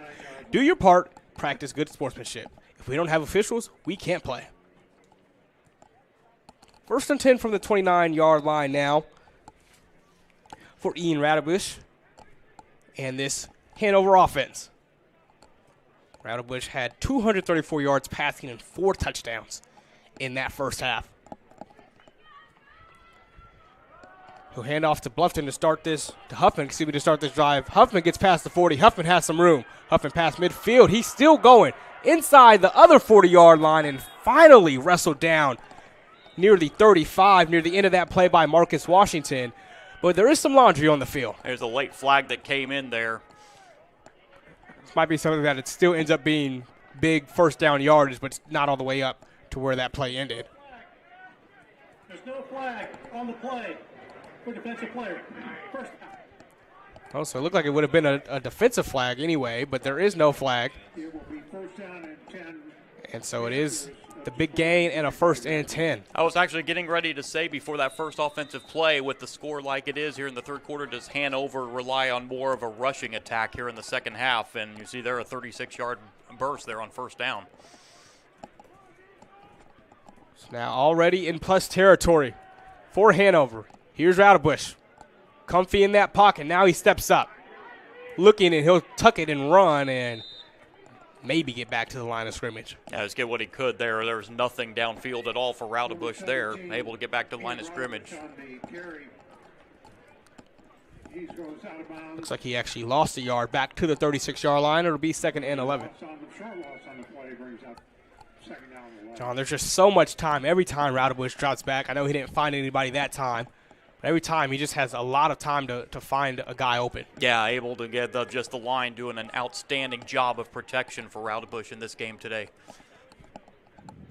2nd and 11. It's a give to Huffman. Huffman trying to wiggle his way for some more space. Wrapped up nicely that time by Landon Hicks.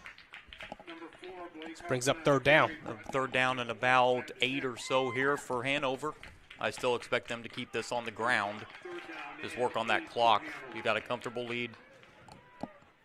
Plus, this is 4-down territory, so you get a good 4 or 5 yards on the ground here. You could set yourself up for 4th down. As you see, much more methodical in the pace to start this second half for Hanover. Jeremy Gettofinger now the back to the right of Raudebusch. 2 receivers on each side. It will be a drop back for Ian Raudebusch. Looking to the top of the screen, far side, brought in by Peck. Jalen Peck just settled in.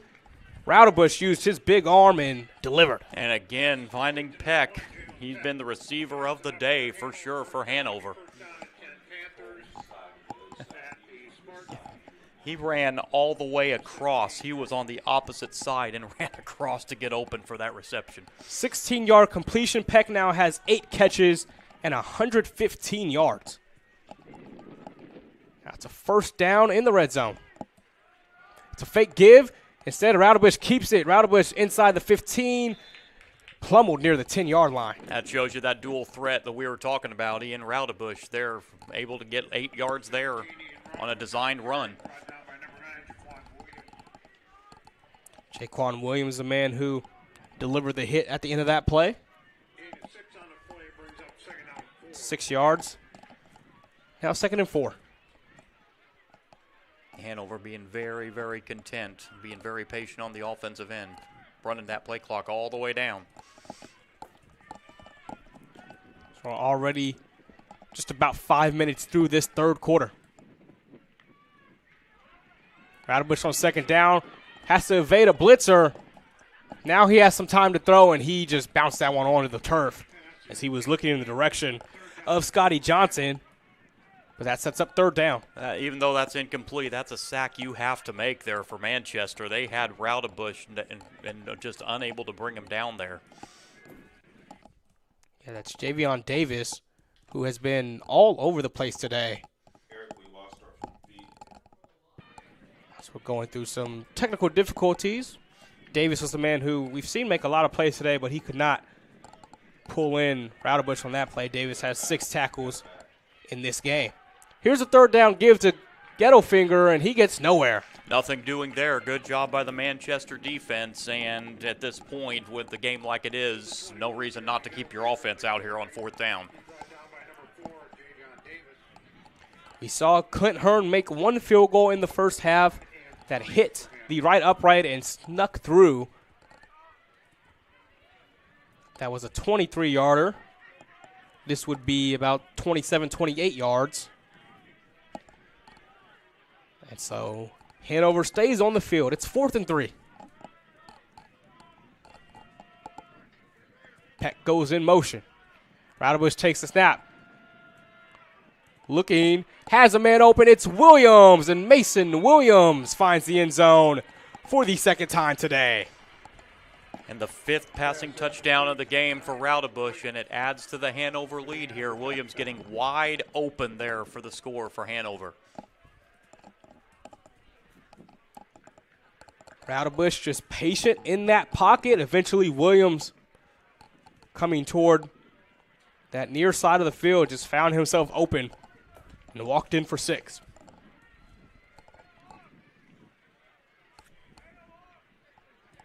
Hearn's PAT is through. 38-0, Hanover with the lead.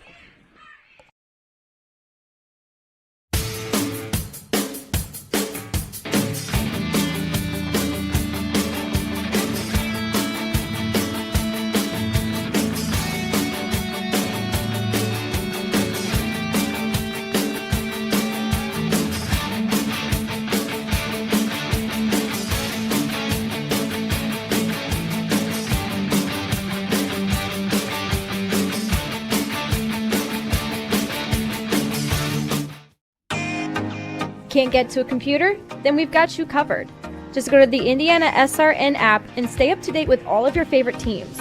You can watch live coverage or relive the experience with our on-demand service.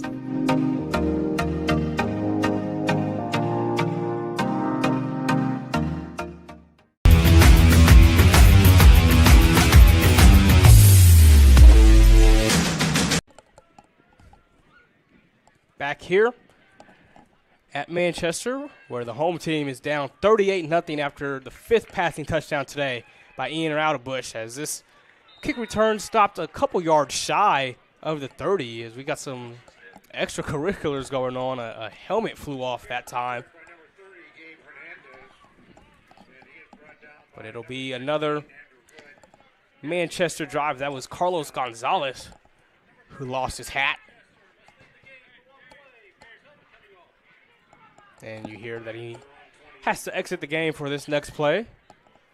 Not somebody who we've seen much or at all, I don't think, on offense anyway, but just in case they wanted to use him here, he could not be on the field this play.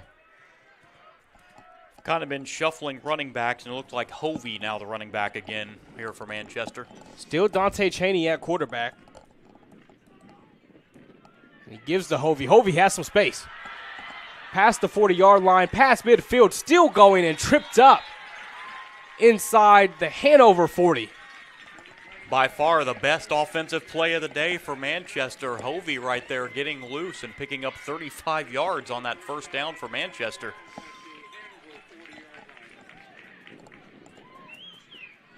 And that is the first time I believe we have seen Manchester cross the 50.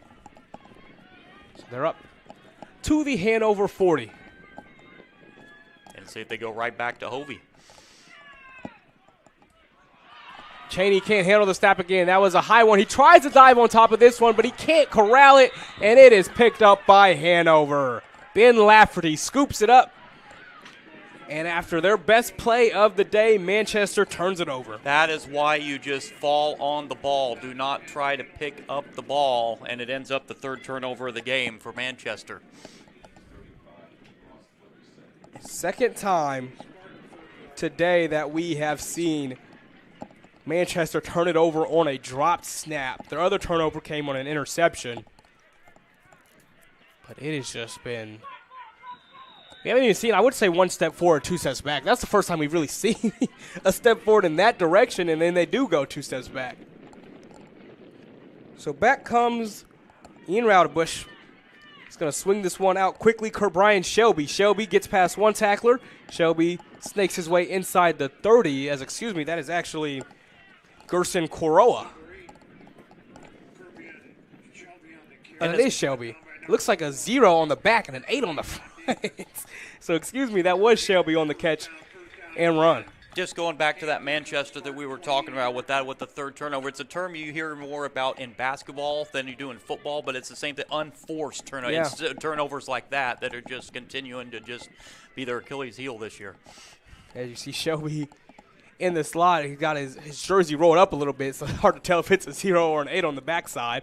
Nevertheless, he does pick up that first down, and it's a handoff here to Blake Huffman. Huffman wrapped up nicely that time by Jalen Grimes. Nice tackle there, as Huffman's had a pretty good game as well offensively for Hanover. Huffman has 72 yards after that 1 yard gain.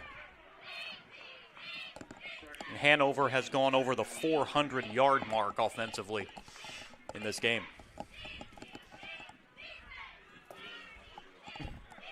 With still 21 minutes to play.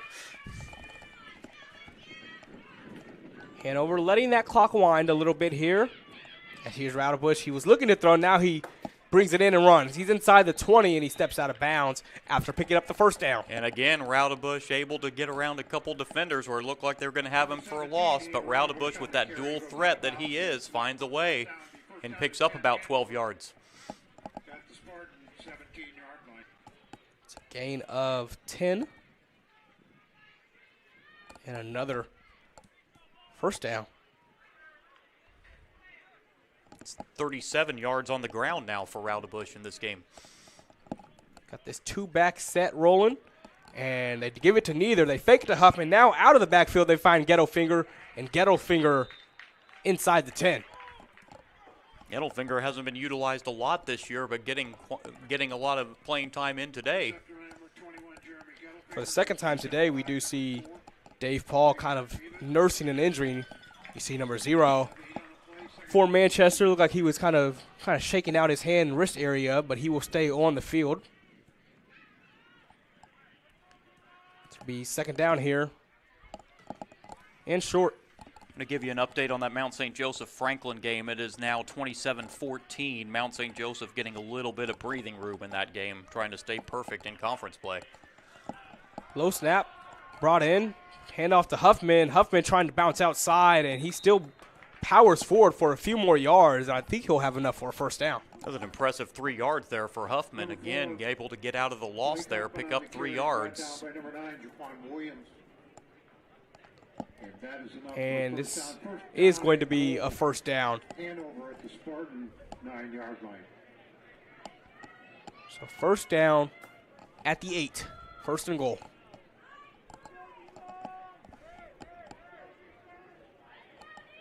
Hanover taking their sweet time, getting the plays in and snapping the football this comfortably. They send Huffman in motion. It'll be a draw. Roudabush gets to the 5.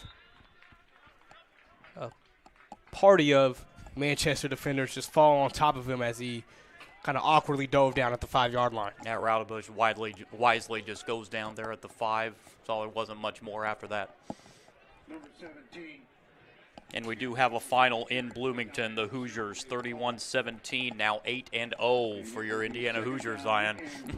It shocked everybody down there, I can say. It has been ridiculous. And had the game, ESPN Game Day down there today. It was quite the wild For the scene first time ever on a Saturday. They came 5 or 6 years ago on a Thursday night game, not the same vibe. So here comes second down and goal. It's a give to Gettelfinger, and Manchester was not fooled that time. Miles and Grimes. Jalen Grimes and George Miles both in on that tackle as they were trying to get some eye candy that time for Hanover, and Manchester was on top of it. That sets up third and goal. You didn't go down and try to crash the game day set last night while they were setting up? So I did get to go. I wasn't there obviously this morning, but I did get to go yesterday around this time or a little earlier at like 1 o'clock and check it all out. It was cool to see. Roudabush now on the throw, looking toward the end zone, and that time Shelby had to become the defender because Landon Hicks looked like he was going to have a pick, but instead Shelby just knocked it away out of bounds. So now you've got a fourth down here, and again, there's no question Coach Theobald's going to leave the offense out there. No reason not to at this point. And it's third, I believe it's 3rd and 5. I think somewhere in there, maybe one of those plays when they got toward the sticks, I think maybe they were a yard or a couple inches short. I thought it was first down. So this is actually 3rd down. It's 3rd and goal from the 5. I believe here in the stadium it was announced as a first down. But then maybe it was moved back again. Now Hanover takes a timeout. Before this critical 3rd down play, we'll take a break here on IndianaSRN.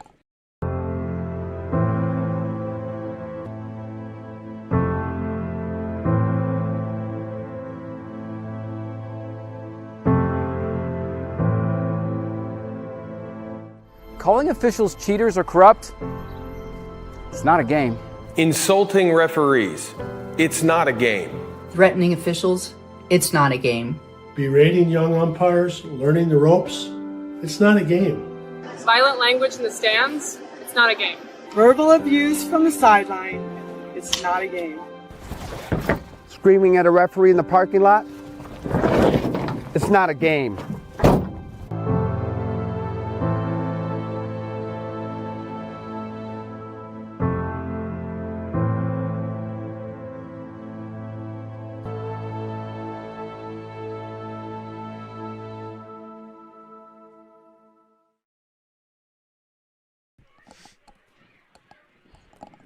Third down coming up for Hanover. 3rd and goal at the 5-yard line as they have this commanding 38-0 lead, but they took the timeout here before this 3rd down play. And you know, in this situation with 2:56 left in the 3rd, Hanover is focusing on back-to-back shutouts at this point. It's in Roudabush in motion. Here's Ian Roudabush to throw. He completes it. It'll be just short of that goal line out to Jalen Peck, who thought he had his 3rd touchdown of the day. Instead, he's a few inches shy. I think Peck's body was across, but when he caught the ball was still on the other side of the goal line, so you can't get much closer than that, though. This is a no-brainer call to go for it here on 4th and a few inches. I have a feeling Roudabush is going to keep this himself. 3 backs in the backfield. Roudabush turns, gives it off to his brother, and it is a touchdown for Eric Roudabush. I just didn't say which Roudabush, but yeah, the brother Roudabush able to finish that off there, and another 6 points for Hanover. So Eric Roudabush with his 2nd touchdown of the day, the first one through the air, and this one on the ground. Just his 2nd carry of the season. The other one went for 7 yards. That one went for less than a yard, but it's a touchdown. Now we see Clint Hearn again on the PAT and some movement up front on that Manchester side. This will be a half the distance penalty. Offside. Defense. Number 0. Hanover elected to decline the yardage. Replay the down. So Hanover actually, I think it just gives Hearn more space. When you decline that yardage, not much of a difference. It's not like he doesn't have the leg from 20 versus 18 and a half or whatever it would be.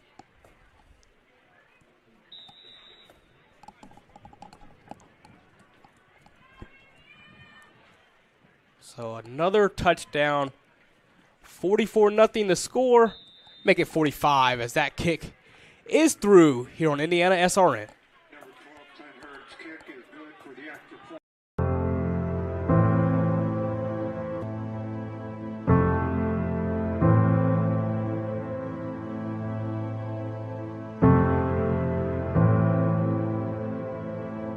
Calling officials cheaters or corrupt, it's not a game.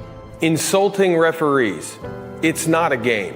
Threatening officials, it's not a game.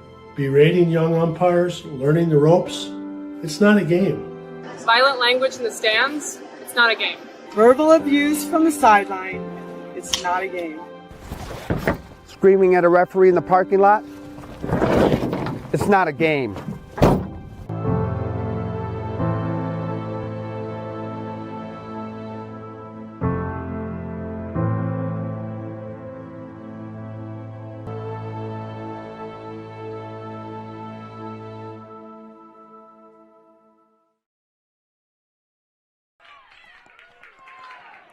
Back here as Manchester gets the ball back, and they'll start past the 30-yard line on this drive. As that was, I believe, Ryan Balser. Number 6, Ryan Balser on the return. Balser on the return that time, getting up past the 30-yard line. Manchester going to have decent field position on this offensive series here. Looking at this Hanover team, after they lost 53-0 at Butler on September 14th, they've scored 56 points, 41 points, 37-35, and now 45 and counting. They have been a juggernaut offensively. Now they're on the defensive end where they are looking to potentially have their 2nd straight shutout. Dante Cheney stays in at QB. Cheney looking to throw. It's a low throw. It's incomplete.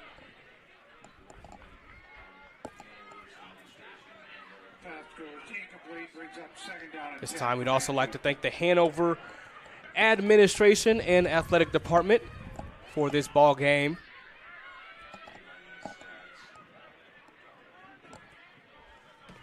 Thank them for providing us with 2 deep stats, rosters, helping us get this broadcast moving on the air for their Panthers. 2nd and 10, it's a give, and automatically shut down in that backfield. There's a handoff to James Lewis, and Lewis got back to the line of scrimmage, but nothing after that. Number 2, Jamie Deckard. No gain on the play. 3rd down and 10, Manchester. So 3rd down and 10.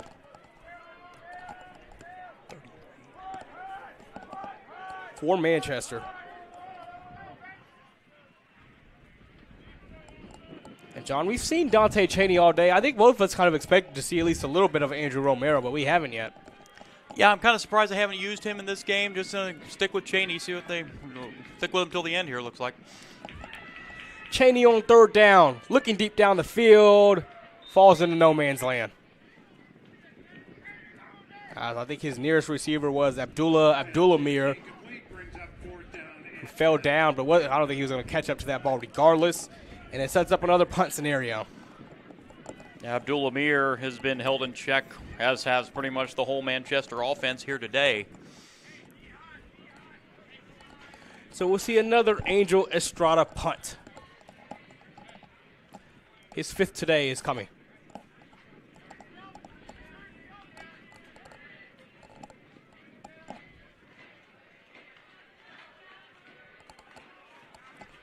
Estrada with under a minute to go. This might be his best of the day. Back inside the 20. And scooped up, and they get it back near the 30-yard line with Michael Gordon. Well, at the IndianaSRN sports page, we have wall-to-wall sports news every day. High school, college, and pro sports, we have it all. Check it out at IndianaSRN.org and click on the sports page tab. Stay informed with IndianaSRN sports page. You have a new quarterback in the game here for Hanover. So, Panthers make a switch. This 45-0 lead that they have. First play is a give. Maybe back to the line of scrimmage, going straight up the gut there.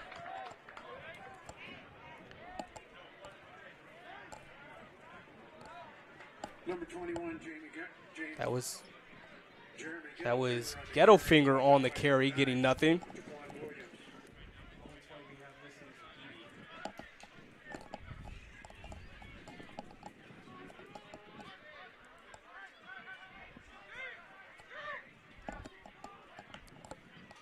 Here is potentially the last play of this 3rd quarter, and it is complete across the middle of the field and then moving forward past the 45.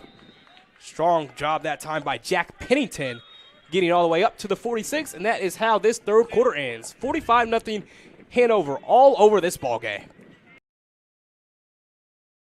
From warehousing to transportation and everything in between, Piper Logistics does it all.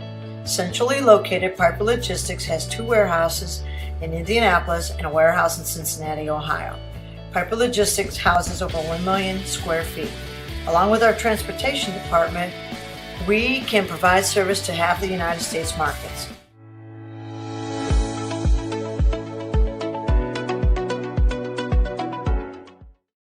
We encourage you to subscribe to our YouTube channel, IndianaSRN. Hit the bell to get notifications for upcoming games and more. Watch as many games as you want, as many times as you want.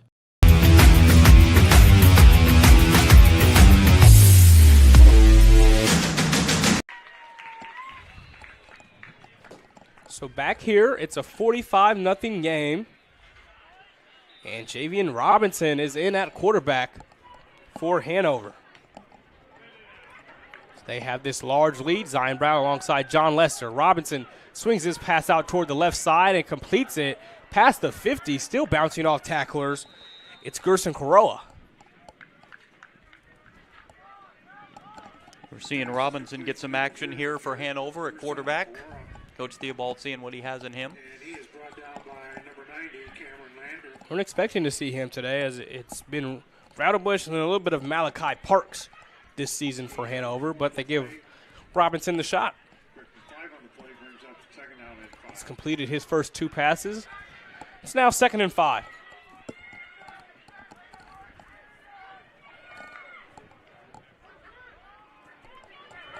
Robinson hands it off, and a big gain here inside the 40-yard line goes Trenton Call.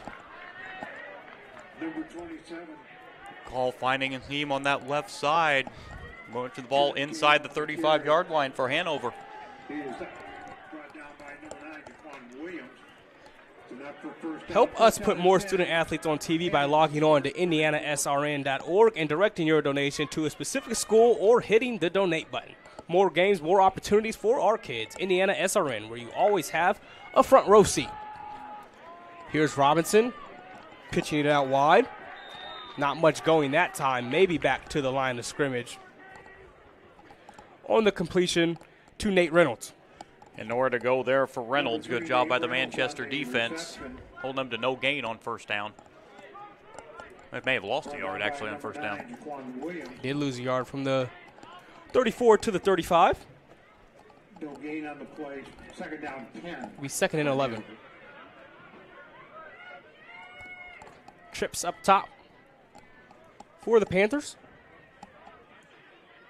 who have just controlled this ball game through and through.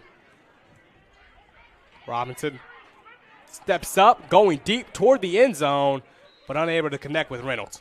Quite the arm there by Robinson. Overthrew Reynolds a little bit there, but good job on the composure, keeping it where it looked like he could have been sacked there. Brings up third down and 11.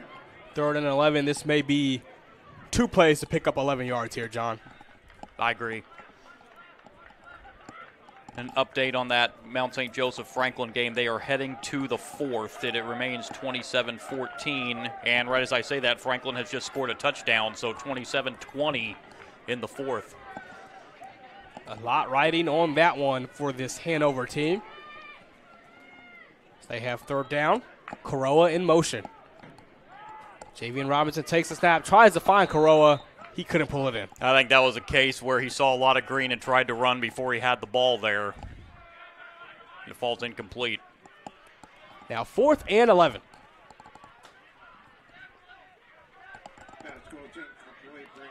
And after thinking about it, Hanover will punt it. Trying to pin Manchester back here. Oh, no, they were going to attempt a field goal. This is the field goal unit. Wow. A 52-yard attempt coming for Clint Hearn. And his long on the year is 36. Yes. Snap good, hold good, kick is up.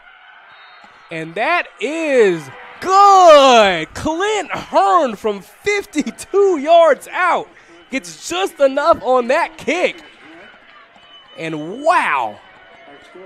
A 52-yarder for Hearn.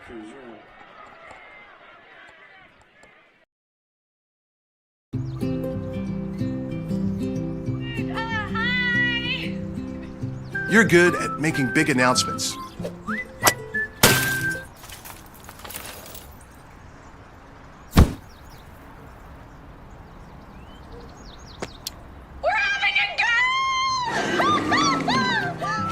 We're good at your insurance.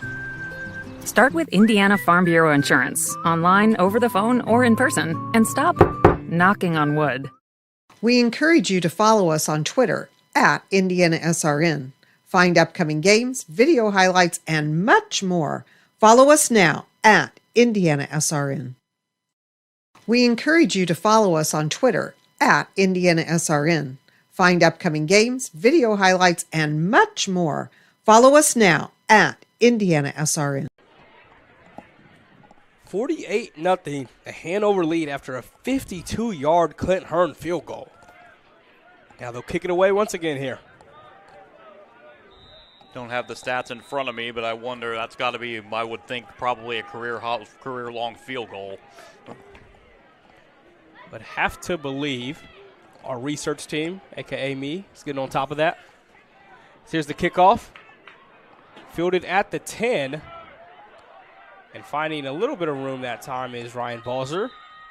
Balzer's had a few nice kickoff returns. We'll see where they actually mark him down here. I believe the whistle was down before he got way up there. But a nice return.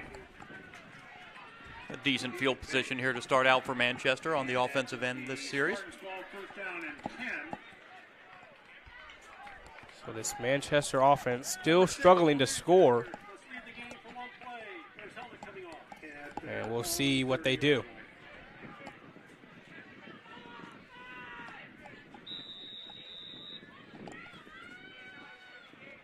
Looks like for Hearn, this is his first year as a starting kicker, so his long was 36, and that is definitely a career long of 52. Here is Dante Cheney looking to get the ball out, and he completes it up to the 35-yard line to Durio Moss. First reception, I believe, for Moss in this game. He's been very quiet on the offensive end for Manchester today. Pat Cherry is your independent agent representing Ohio Mutual Insurance. Call him today for coverage tomorrow at 317-894-7000.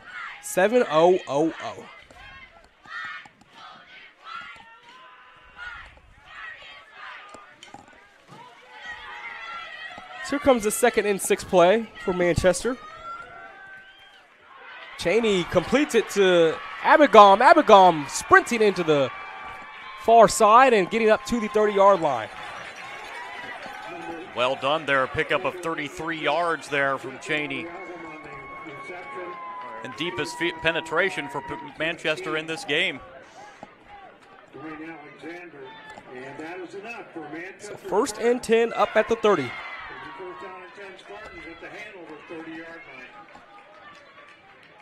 Last time we saw this Manchester team cross midfield, they fumbled on the very next play. Let's see if they can do better here. Cheney looks like he's struggling to get the play in. Looks like there's some confusion here, and they're going to have to take a timeout. Yeah, he was unclear what to do as we go to break here. From warehousing to transportation and everything in between, Piper Logistics does it all. Centrally located, Piper Logistics has 2 warehouses in Indianapolis and a warehouse in Cincinnati, Ohio. Piper Logistics houses over 1 million square feet. Along with our transportation department, we can provide service to half the United States markets.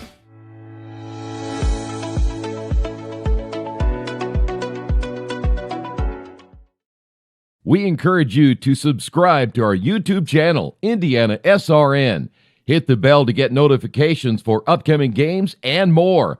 Watch as many games as you want, as many times as you want.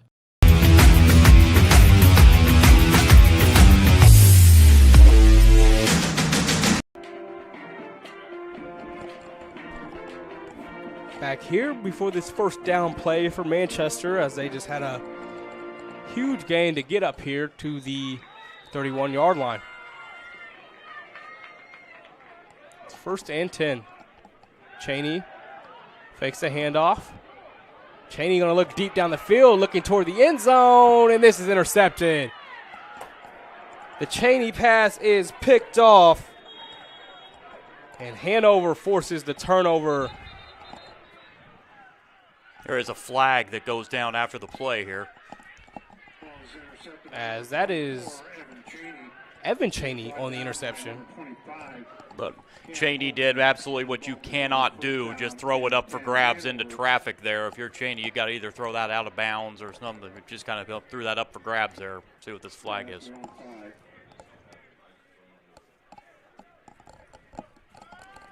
Let's see what this penalty is.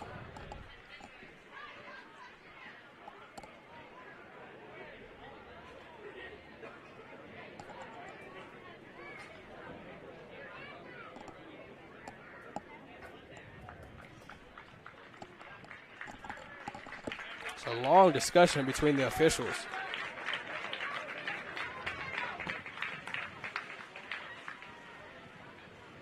During the play, personal foul, roughing the passer with targeting, number 54. Number 54 is disqualified.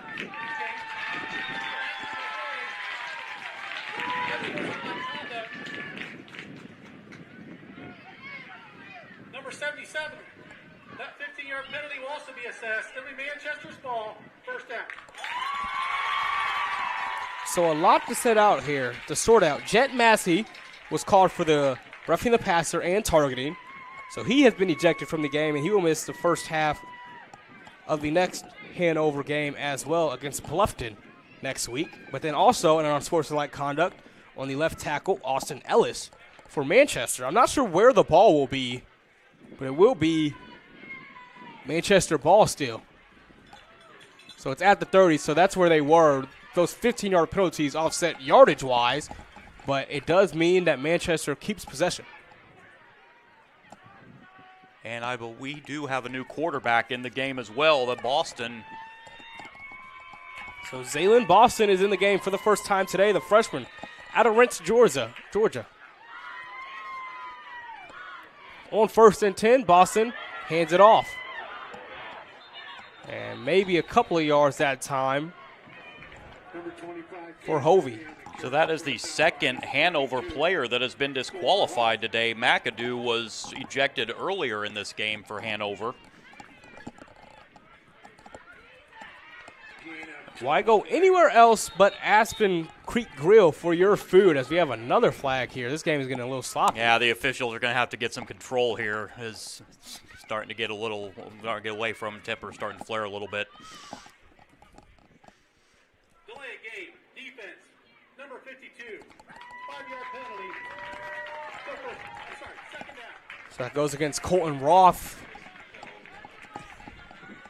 So Roth gets a delay of game penalty. Anyway, sorry to our friends at Aspen Creek Grill. Why go anywhere else for your delicious food? If you're looking for amazing fresh food and servers that genuinely care about your service, you have got to try Aspen Creek Grill. If you're looking for amazing fresh food and servers that genuinely care about your service, you won't be disappointed. I think Troy Darren-Galski has agreed to take us all there after this game is over. Wherever it is, I'm following. So 2nd down and 3 now for Manchester, who have moved the ball about 7 yards in about a 8-minute span in real time, and we have another penalty. This is going to move them back 5. This is going to be a motion penalty against Manchester. Goes against Daniel Pollock, the left guard. These last 2 penalties, however, were the first 2 penalties against Manchester in this game. There's one thing to point out for Hanover. It has been their penalty-riddled game. They have 75 penalty yards today. They had their one drive that didn't go for a score was brought back due to penalties. And now we see Dante Chaney back in the game, and he has that pass batted at the line of scrimmage. So we saw for one play Zaylen Boston go in and give the ball off, and then Chaney came right back in. 3rd down now for Manchester, 3rd and 8. Manchester just wanting to get on the board, get some kind of offensive flow going here, get something to build on offensively. Their field goal kicker, Diego Mogel, is 5 of 9 this year. And on kicks that have been longer than 20 yards, he's just 1 of 4.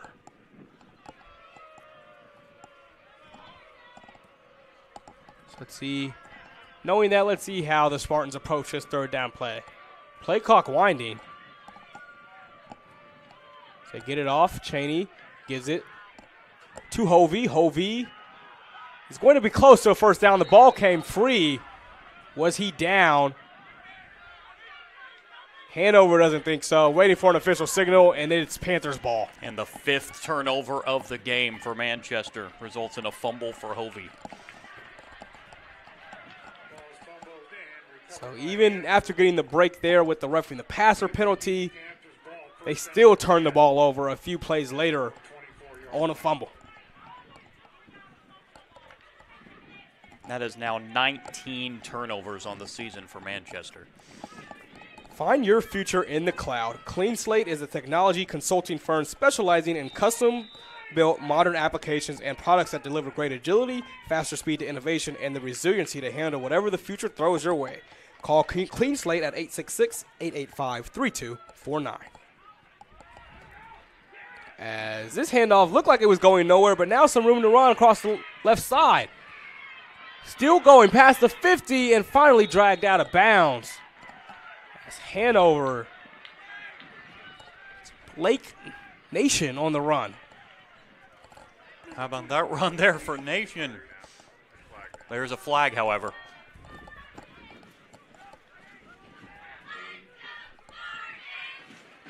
Boy, after this fourth quarter, those flags are going to need a good wash after this game, because they have been all over the turf. Number 33 on the offense. Pick penalty to the spot of the foul. Still first down. Well, nullify that big run for Nation.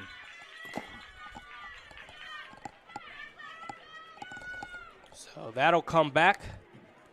Like you said, that huge run that brought him across midfield won't count.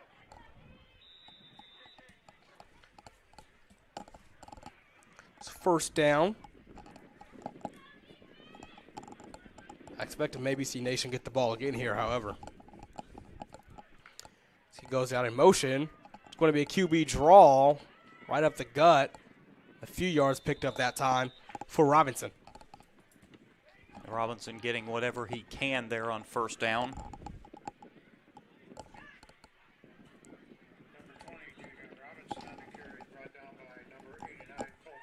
Hanover inching ever close to that 500-yard mark of offense.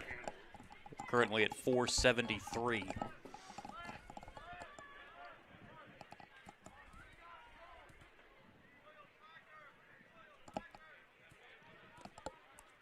Second down, upcoming here, 2nd and 10. Robinson takes the snap and he'll look to throw. Robinson steps up in the pocket. Ball is out. That's a live ball, and it's picked up by Manchester. Spartans get the ball back with Elijah Martin picking up the fumble, and they'll have a chance to score.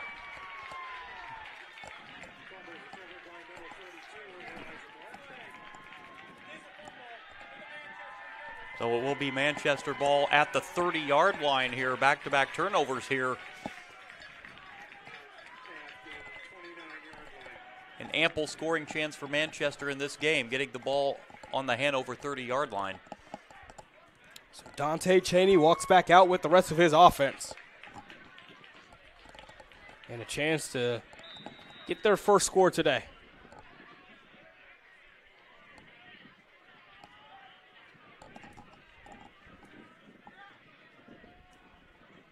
Take over at the Hanover 29. Cheney looks to throw. Cheney slings this one toward the sideline, complete. Inside the 20-yard line. That one's hauled in by Abdul-Amir. Abdul-Amir there with the reception, getting Manchester in the red zone for the first time this afternoon. Can Manchester finish this off with a score? They have not been able to do so far today.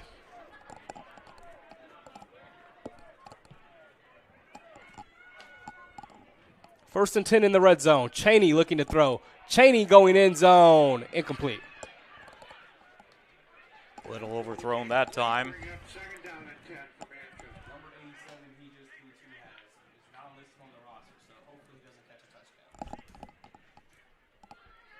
Second down and 10 after the incompletion.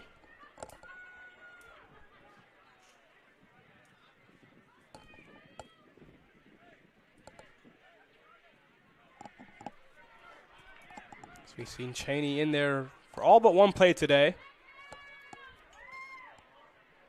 And here he is on second down in that pistol set again.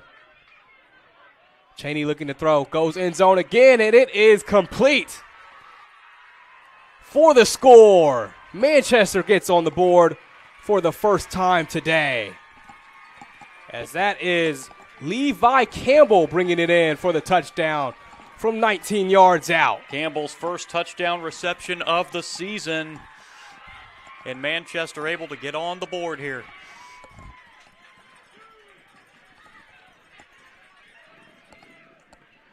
You mentioned it earlier, this Manchester offense has only scored one touchdown, had only scored one touchdown in games that were against Concordia University Chicago, but now that is their second touchdown against another team, fifth total touchdown this season.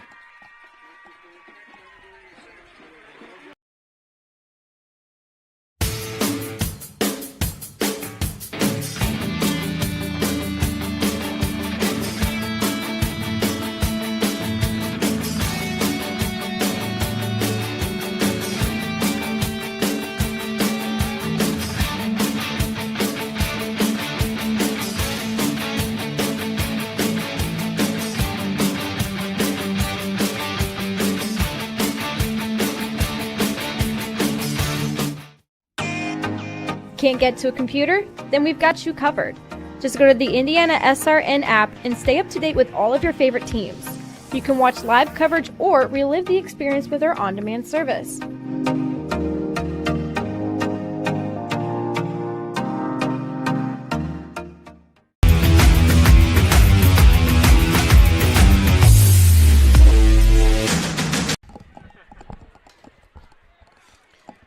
Back here from Spartan Stadium. It's a 48-7 ball game. Manchester potentially could try an onside kick here. Hanover is lined up as if they could. You know, despite the score, that was a nice little offensive boost there, getting Manchester getting on the board there. That touchdown from Dante Cheney to Levi Campbell, the first score today for Manchester.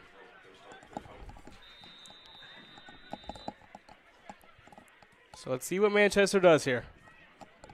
Trailing by 41.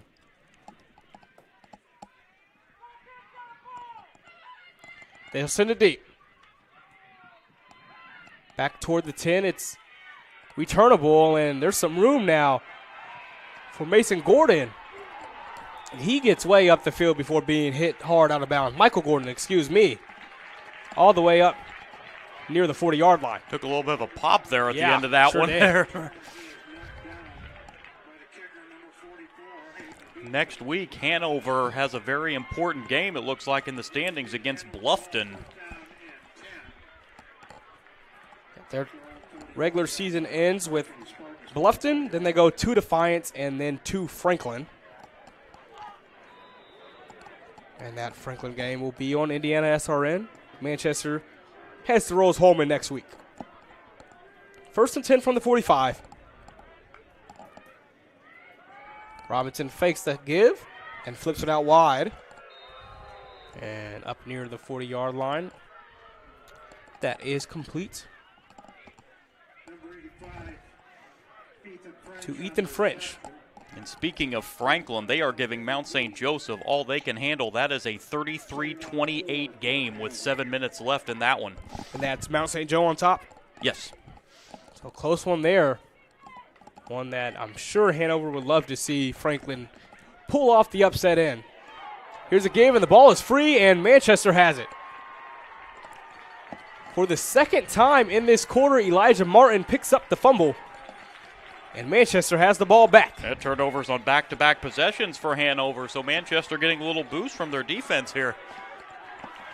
Martin gave the little 2 symbol as he ran back to the sideline. He knew it. Well, for over 125 years, Wheeler Mission has been a pillar in the Indianapolis community, providing help, hope, and healing to people in need. You can volunteer today at 317-686-6239. Abdul Amir heading back out at the receiver position for Manchester. Kind of mixed it up with Campbell, Abdul Amir, and Moss in that position today.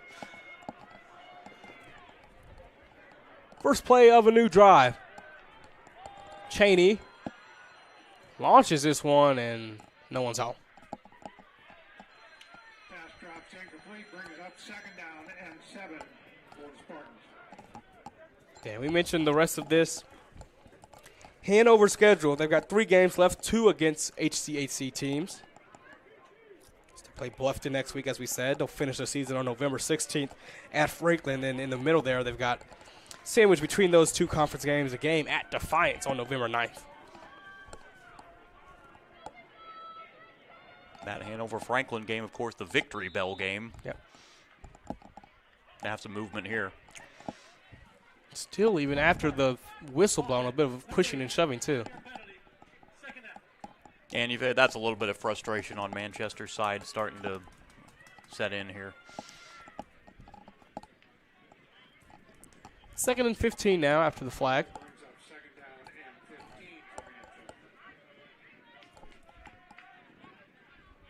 Although that is something Coach Theobald is probably going to be addressing with Hanover in the way they have been penalized 9 times in this game. 9 penalties for 85 yards today for the Panthers. Cheney, pressure up the gut. he has to flush out. Cheney going the wrong way, and he just flips that one out of bounds. I think they're probably going to throw a grounding flag on this.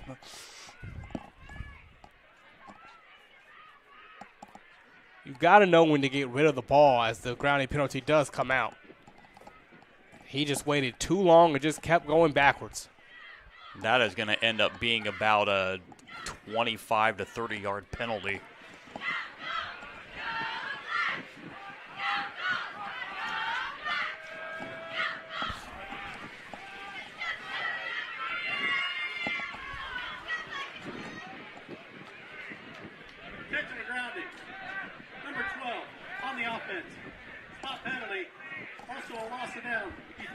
So it's one of the, he was probably outside of the pocket, but when that happens, you do have to make at least an attempt, make sure receiver's in the air, or at least make an attempt to get it, at least try to get back to line of scrimmage, which I think is what he did not do, which is why that grounding flag was thrown right there.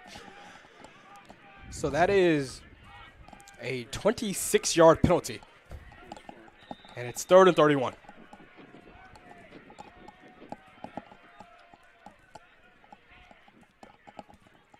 Cheney takes the snap. Quick throw out to Levi Campbell. Campbell dragged down near the 17-yard line. Glad to see Campbell get up there. He got hit kind of awkwardly there. I paused too. I was like, oh, is he okay? Good to see him get up, but it will be a punt coming after that disastrous penalty on the intentional grounding. As always, we would like to thank our officials. It's been a good crew today, keeping this game clean. Not too many calls, if any, have been questionable. Here comes the punt. Estrada gets it away. And this one kind of dies down around that 47-yard line. 4.5 to go.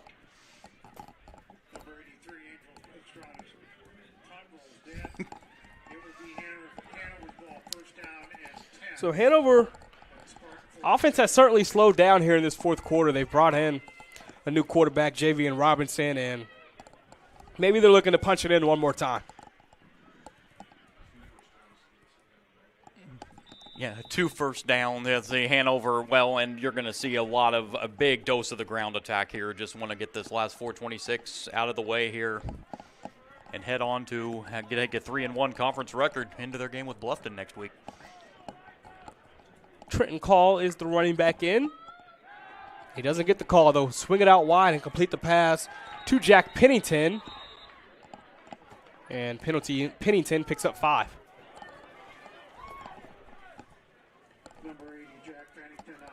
Mount St. Joseph has just scored to give them a little breathing room once again over Franklin, 40-28, 4:07 left in that one.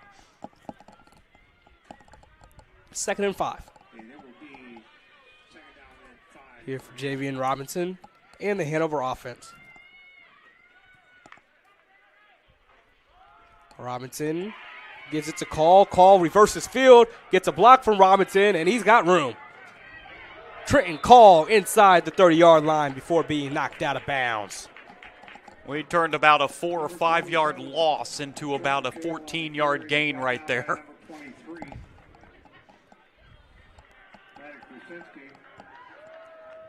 Set it 14-yard pickup that time on the ground for Trenton Call. As Hanover moves the ball down the field.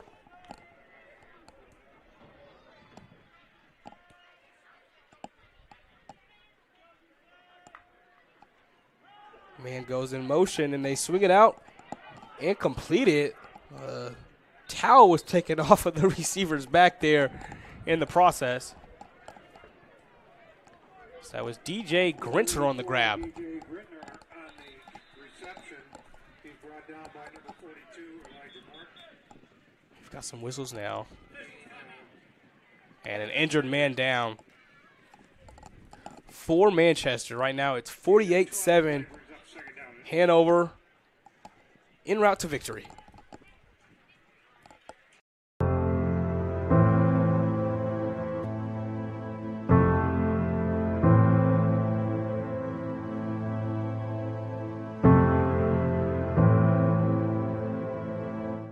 Calling officials cheaters or corrupt, it's not a game. Insulting referees, it's not a game. Threatening officials, it's not a game. Berating young umpires, learning the ropes, it's not a game. Violent language in the stands, it's not a game. Verbal abuse from the sideline. It's not a game. Screaming at a referee in the parking lot, it's not a game.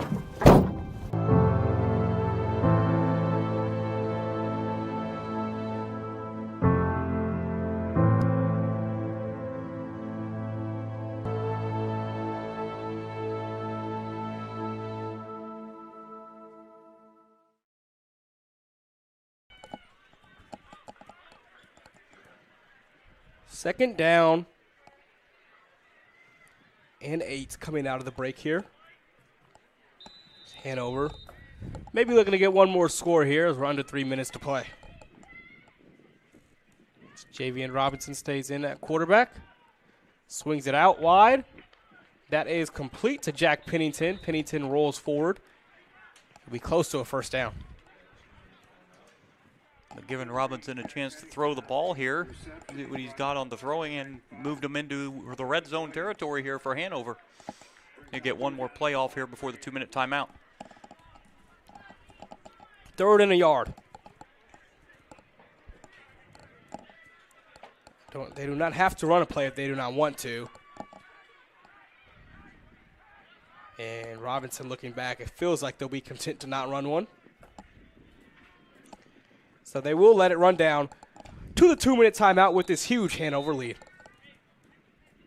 Are you an active athlete looking for enhanced performance, comfort, and recovery? Then Skins is the perfect choice for you. Our revolutionary sports compression product provides better oxygen flow in your muscles, helps reduce fatigue and pain from intense physical activity, allowing athletes to push their boundaries and perform better. Skins helps keep everything, including you, on track.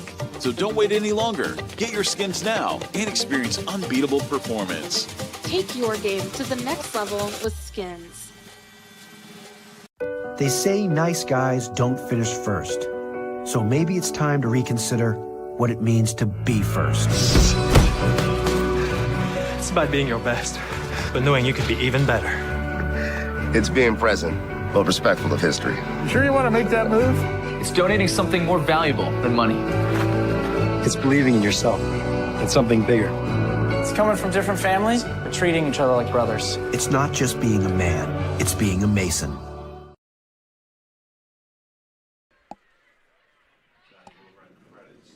Back here as it's 3rd down and 1 for Hanover. They empty the backfield for Javian Robinson.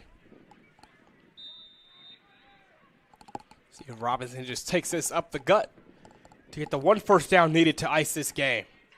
Instead, it'll be a give outside to Blake Nation. Nation gets inside. He gets the first down and a touchdown. Nation just going to finish this off. It says, don't worry about the first down. I'm going to the end zone here, and Nation gets his first rushing touchdown of the season. So Blake Nation on the score makes this a 54-7 game.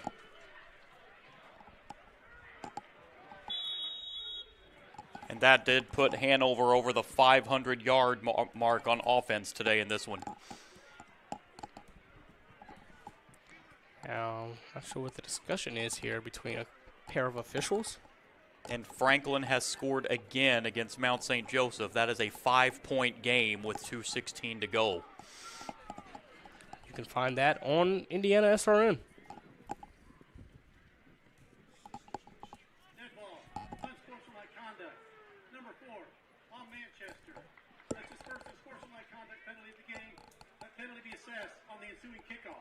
So Javian Davis picks up the flag for unsportsmanlike conduct.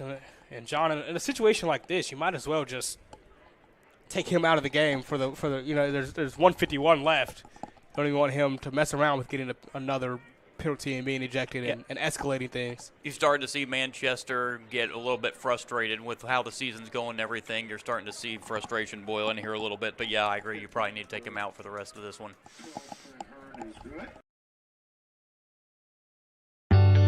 From warehousing to transportation and everything in between, Piper Logistics does it all. Centrally located, Piper Logistics has 2 warehouses in Indianapolis and a warehouse in Cincinnati, Ohio. Piper Logistics houses over 1 million square feet. Along with our transportation department, we can provide service to half the United States markets.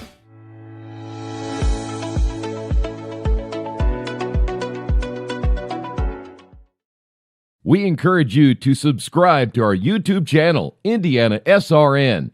Hit the bell to get notifications for upcoming games and more. Watch as many games as you want, as many times as you want.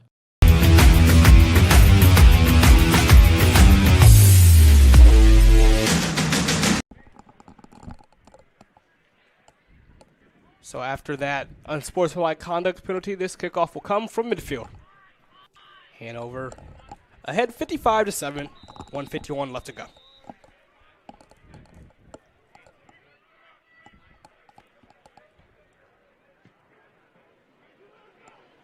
Ball booted away and through the end zone for a touchback. Well, today's broadcast is a copyright production of IndianaSRN and the Heartland Collegiate Athletic Conference.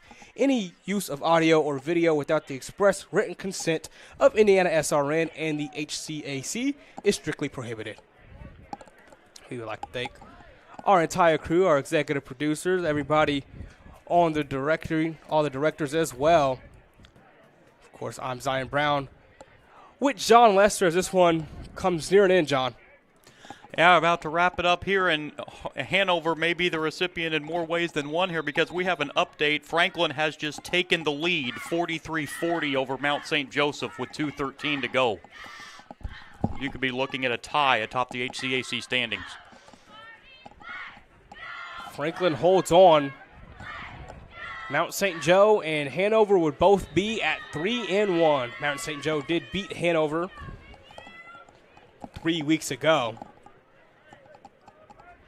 But those two teams will both be 3-1 with 2 HCAC games left to play.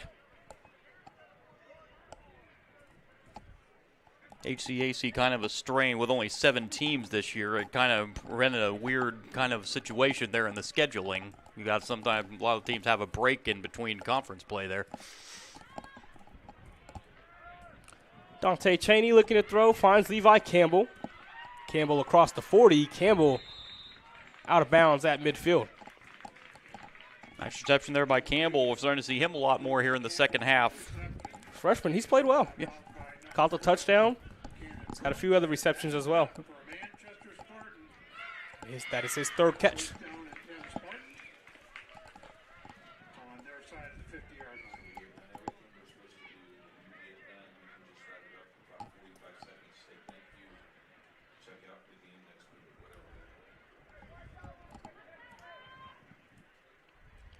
So first down at the 50-yard line. Dante Cheney, that throw a little inaccurate and goes out of bounds looking at the sideline. He was looking for Aiden Paredes.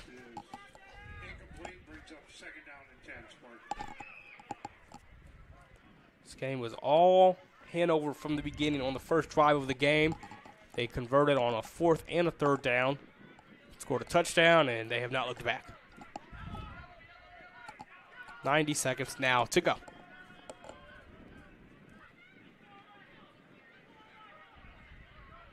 Cheney loads up, and that one is dropped. Abdulamir had it, was looking to try to get that first down, and took his eye off the ball.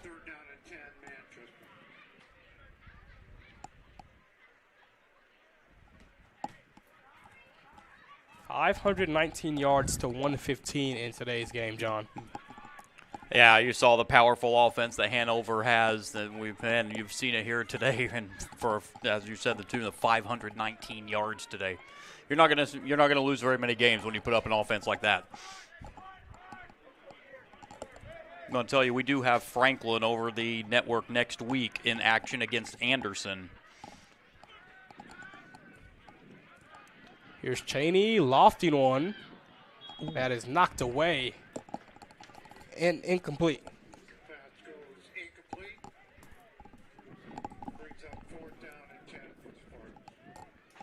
And Anderson Franklin next week. I will actually be on that one with Cruz Martin next week. So Franklin may be coming off a big high in that game if they can hold on here against Mount St. Joseph. And if they can win that game this week and next week against Anderson, they'll be right back in the picture. Yeah, Franklin is, like you said, not out of it at all. A win would make them 2-1 in HCAC play. So they played a game less than Hanover and Mount St. Joe have, but they would be right there, especially with the win over Mount St. Joe. Cheney on 4th down, looking to scramble for it, and he stepped out of bounds a few yards shy. So Cheney, we've seen some good things out of him today. He's made a couple of those decisions in there where he's thrown the ball up for grabs there. That's something he's going to have to learn to sometimes just throw the ball out of bounds and then try to pick up those couple fumbles. So Hanover takes over for what should be the final drive today. I have a feeling it's just going to see a couple kneel downs here to end this one.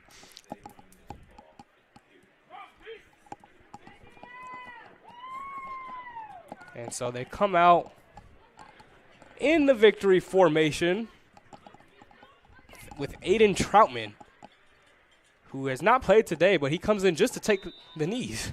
Not sure if I've seen that before as he takes his first one.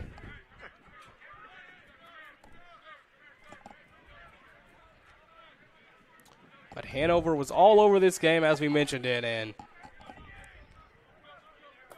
they're going to have a chance to really be in the picture down the stretch in HCAC play.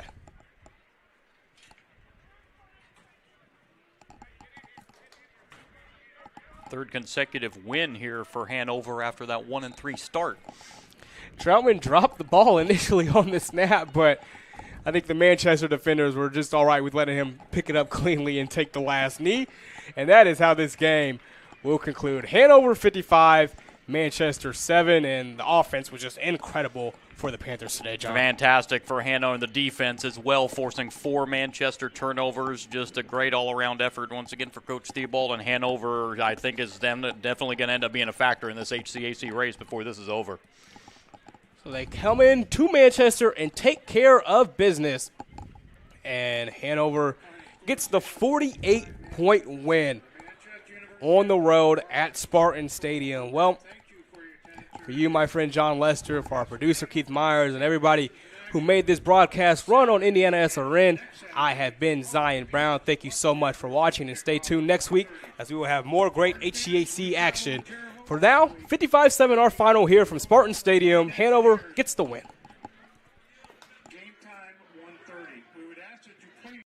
We encourage you to subscribe to our YouTube channel, IndianaSRN. Hit the bell to get notifications for upcoming games and more. Watch as many games as you want, as many times as you want. At Morales Group Staffing, we are all about building better futures. And during these times, we are working hard to put people to work. We are now hiring for hundreds of jobs with pay up to $17 an hour. Visit our website at moralesgroup.net or text JOBS, JOBS, to 317-472-7600 to apply now and get hired today. From warehousing to transportation and everything in between, Piper Logistics does it all.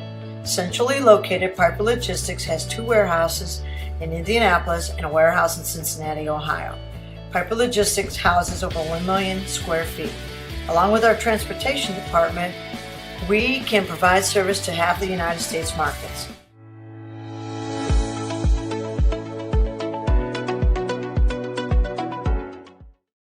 We encourage you to follow us on Twitter at IndianaSRN. Find upcoming games, video highlights, and much more. Follow us now at IndianaSRN.